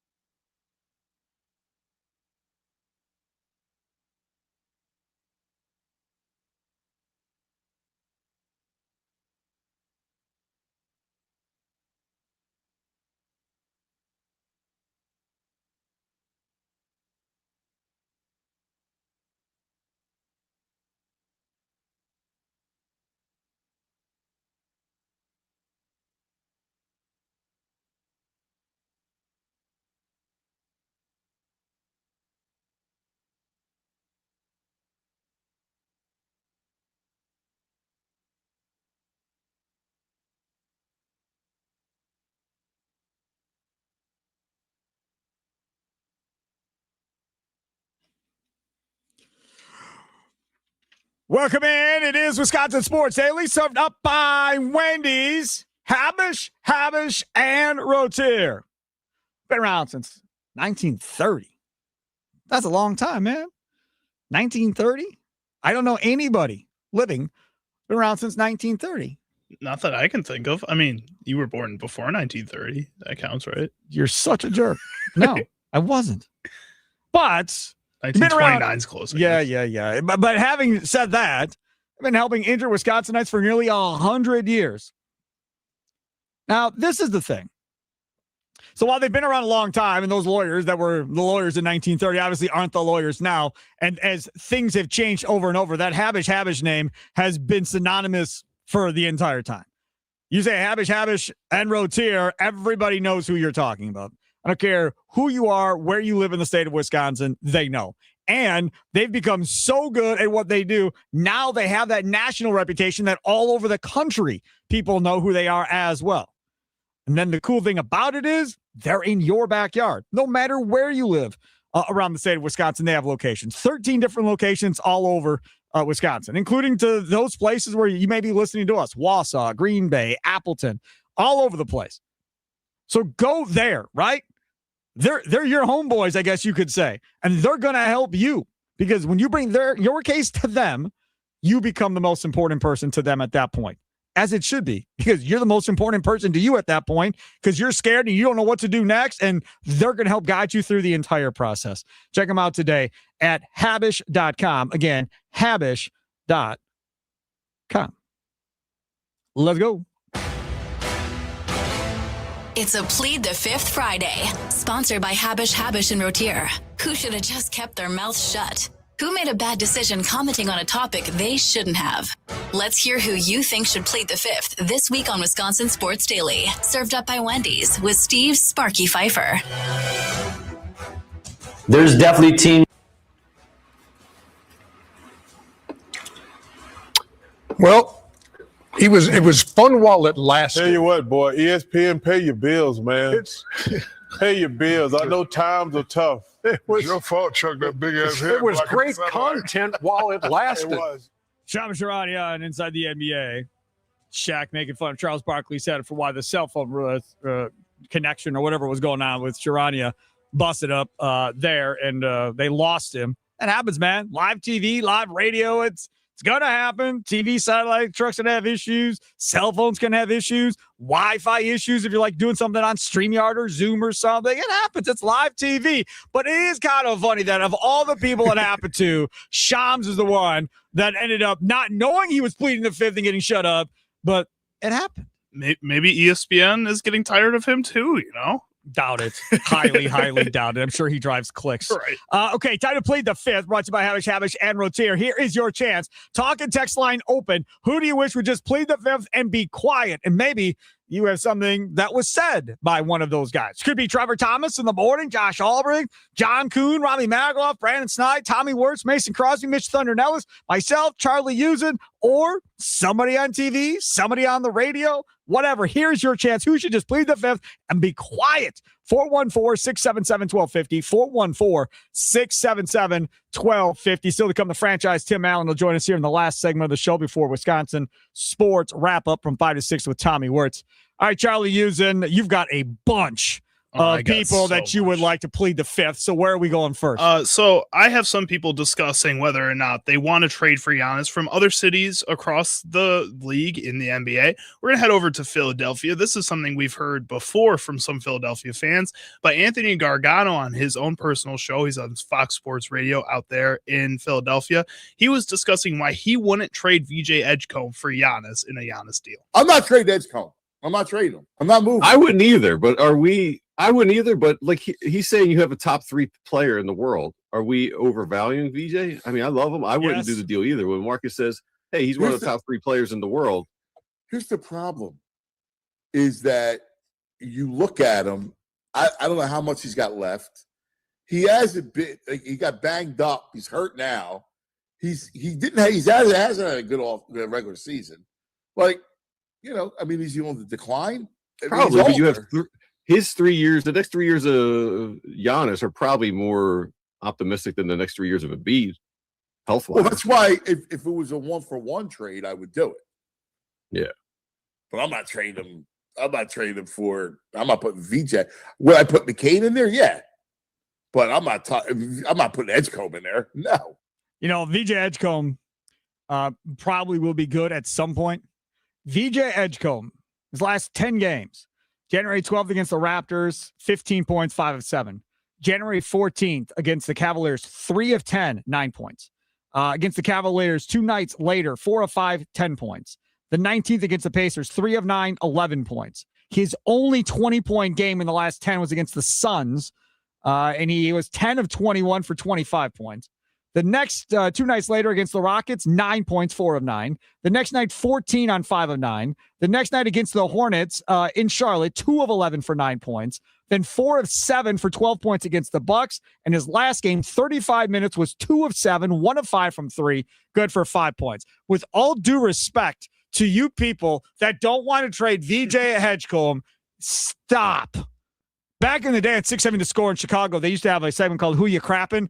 That's where that conversation belongs. It belongs in the Who You Crappin' segment from back in the day on The Score down in Chicago. That was a famous segment that they used to do every week. Unlocked a memory from my childhood. I used to love that because I used to love the name of the segment. Who You Crappin'? Because it said crap when I was like 6. That was legendary segment on The Score in Chicago. All right, go ahead. Next up, we're going to hear from some Atlanta radio hosts and discussing the potential of trading Jalen Johnson for Giannis. This is John Michaels and Brandon Bleak of 680 The Fan in Atlanta. How many times over the history of the Hawks franchise have they truly had an opportunity? And home team, you can answer this better than myself or Finn. Have they truly had an opportunity to get a superstar in here?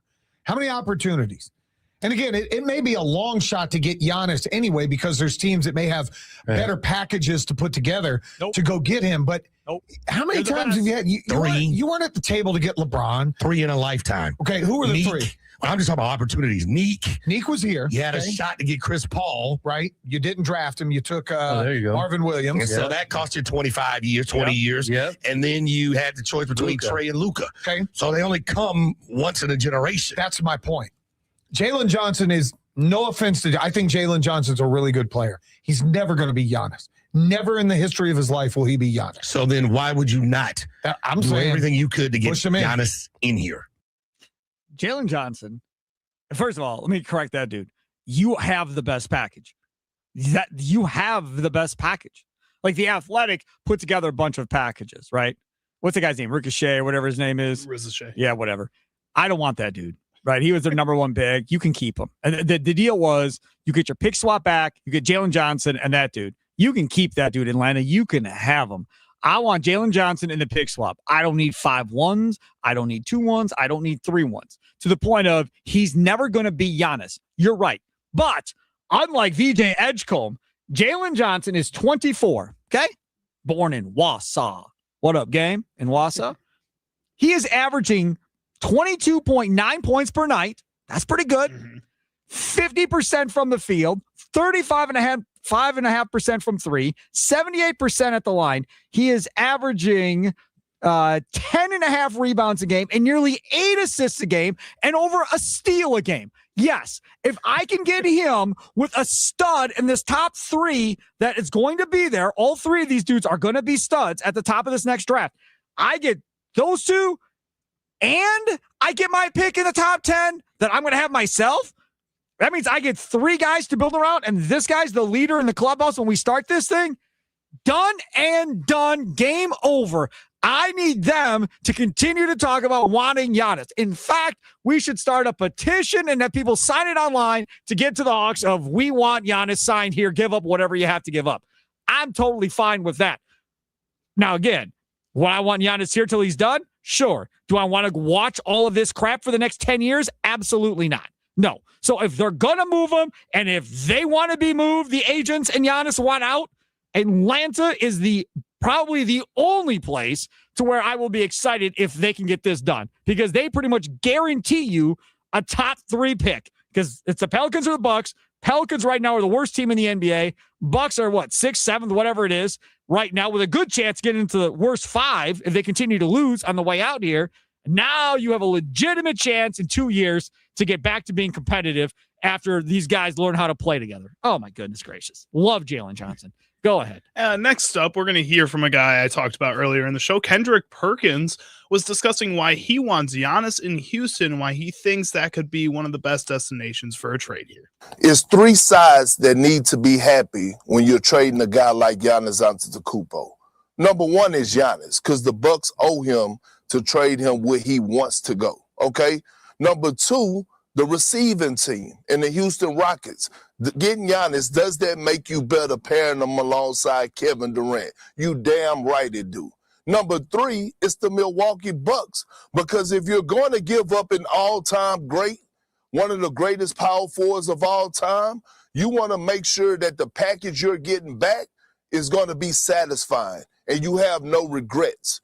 It makes all the sense in the world to make this happen with the Houston Rockets, because now you center it around Alfred Sengun, who's on the rise to be an up-and-coming star in this game, right? Already averaging 20 points, over 10 rebounds, and about 7 to 8 assists. So you got you a young guy that has a promising future. And then you throw in maybe a Tari Eason, who I believe is going to be a starter in this league for a long time. And then you throw in some picks. The Bucks get whatever they want. They got everything and more that they would need to start building for their future. And then all of a sudden, we talking about H-Town, Swingers and Bows, Lil Kiki, Bud B, Slip Thug, Paul Wall. Y'all stand up. Because if you get Giannis to the H with Kevin Durant and Ime Udoka, boy, it's going to be hell in hot water. That was on First Take. You should have seen Stephen A's face when he just started mumbling there, whatever the hell he said. I don't know what he was saying.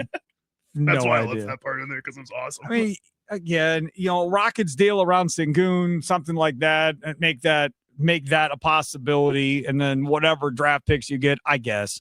But Sengun's a really good player.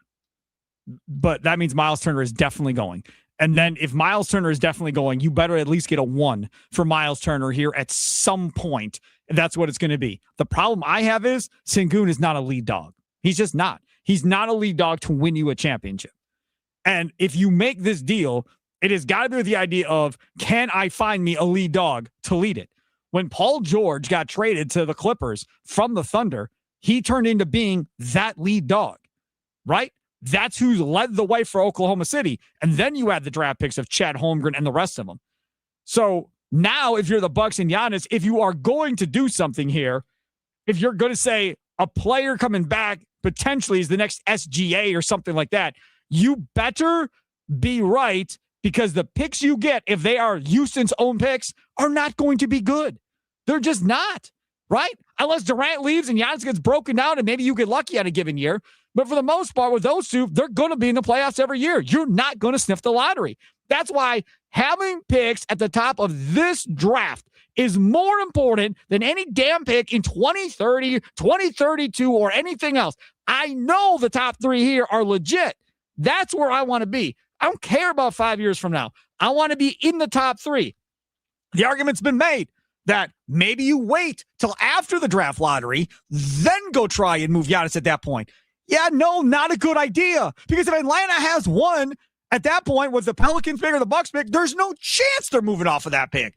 You got to convince them now and then hope you get lucky. Because if they're in the top 3 on that pick swap, no chance they're going after Giannis. Well, none. They might give you the pick, but then you're not getting Jalen Johnson out of either. They're going to make you choose between the two of them. I think right now is when you can get both of them. I'll tell you right now, if I was the Atlanta Hawks, there is no chance on God's green earth I'm trading for Giannis. There is not a chance in the world I'm making a trade for Giannis in Atlanta. Don't tell them that. But there's no way I would make that deal if I was the Atlanta Hawks. It is Plead the Fifth right now, brought to you by Habish, and Rotier. Who do you wish would just can be me, can be any of the hosts that you listen to on Wisconsin Sports Radio Network, can be somebody on TV. Up to you. Truth in Germantown, you're next. What's up, Truth? Hey, I just want to know if there's any possible situation where we can get Sengun and Jalen Johnson. No, I don't think so. I mean, now you're talking about a 3-team trade. So if Jalen Johnson is going and Sengun is going, that means there has to be another star player that would have to be getting moved in order for that to work. Now, if Trae Young was still in Atlanta and then Trae Young was getting moved to, say, Houston, Giannis going to Atlanta, and then those two potentially, maybe then you have a chance to potentially pull that off. But now there is not another star player because they're not moving Durant. There's not another star player, I don't think, in a 3-team deal with those two that would make that work, unless I'm missing somebody. Okay. That's my thing. Okay. That would be amazing. If they could get Sengun and Jalen Johnson, hell yes. I'd be right. all in on that truth. Yeah, I'm in. Noodle that over the weekend. If you come up with something by Monday, you call back. I want to hear it. Because if that's true, then we got to get to John Horst, see if he can finagle something for us here in Milwaukee. Thank you, sir, for the call. Have a good rest of your weekend. Coming up next, the franchise, Tim Allen will join us. Hot Stove Weekly host, Potawatomi Sportsbook post-game show host. Him and Tommy Wirtz do both those shows together. He is out doing a post-gamer concert tonight, plays in a band, sings, all that fun stuff. I'll tell you all about that and all the giveaways he has. He has more giveaways than I think we do when we go out and do remotes. It's Wisconsin Sports Daily, served up by Wendy's. Live from Wisconsin Sports Radio Network studios, powered by the Potawatomi Sportsbook. Franchise is next.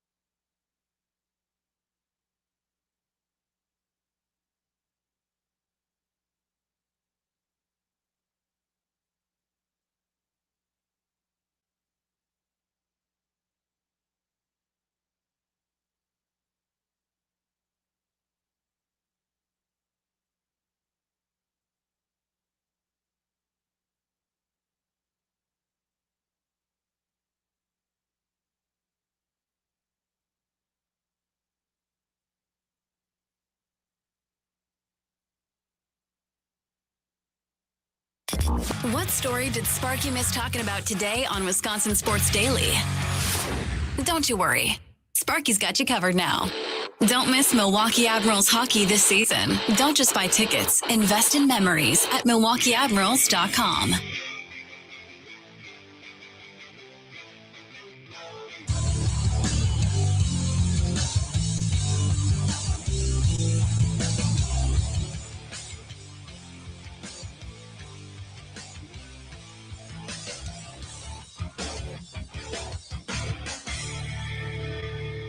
Welcome in. It is Wisconsin Sports Daily, served up by Wendy. Steve Sparky Pfeiffer with you. Charlie using over there. Things that Sparky missed. Brought to you by the Milwaukee Admirals. Joining us now on the guest hotline.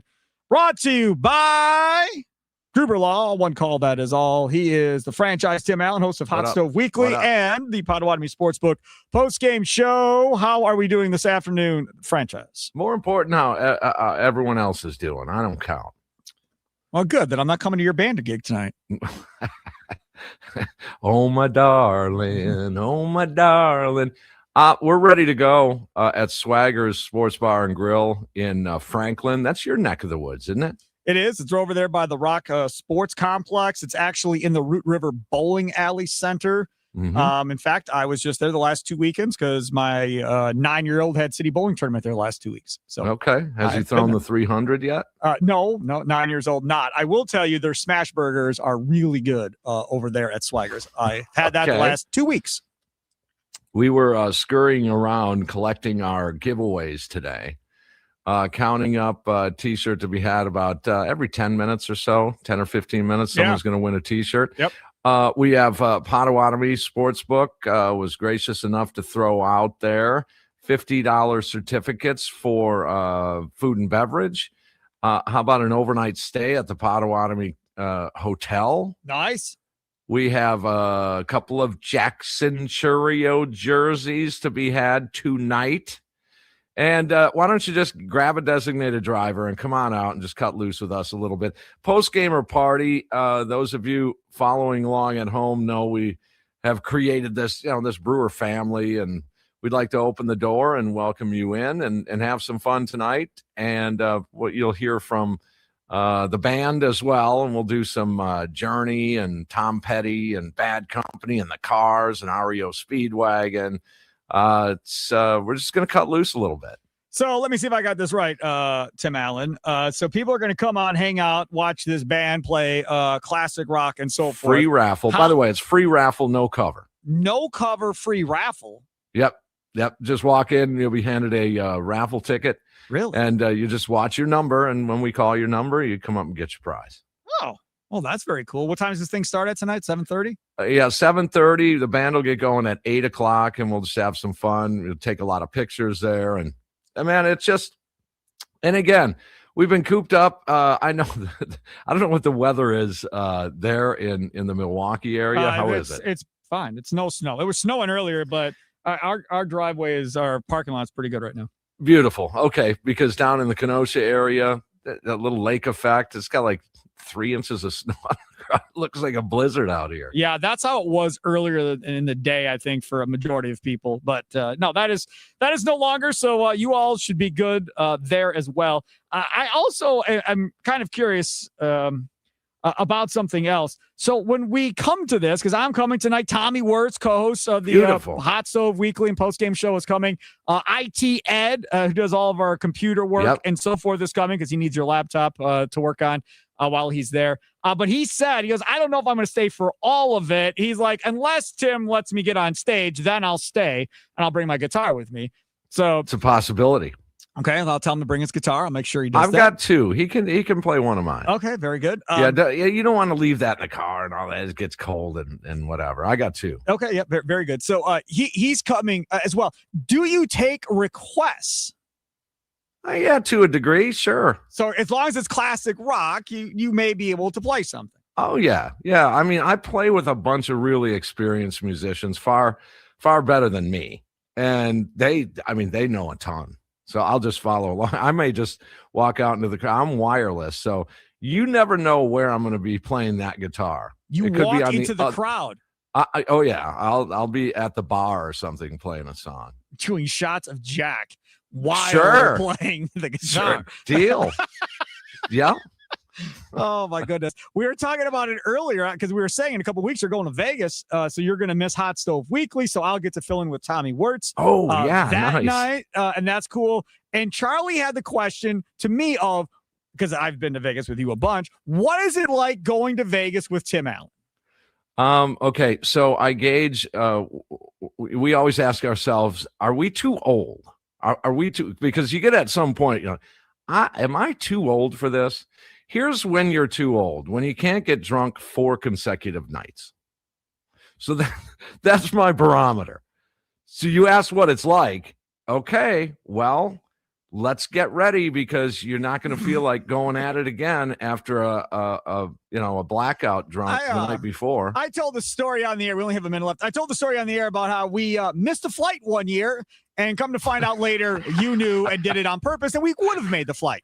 And I got yelled at from my boss at another radio station in Milwaukee for missing my flight, and the man did it on purpose. And there were people that were broke and had no money, not Tim Allen, who then were stuck watching Tim Allen play poker or the slots the rest of the time. Yeah, that's what it was. It was fine. It was fine, but staying at Circus. It was not fine. I'm not gonna listen. I'm not gonna glorify drinking in any way, but it sure is fun occasionally, isn't it? Yeah, you and I, we had a lot of fun. No doubt about that. Franchise Tim Allen. We'll see you at Swagger's Bar and Grill tonight, right there, 76th and Rawson, for the post-gamer concert. Lots of giveaways as well, starting at 7:30. No cover, free raffle tickets. We'll see you tonight, Franchise. All right, let's have some fun tonight. There he is. That'll do it for Wisconsin Sports Daily, served up by Wendy's, live from Wisconsin Sports Radio Network Studios, powered by the Potawatomi Sportsbook. Toodles!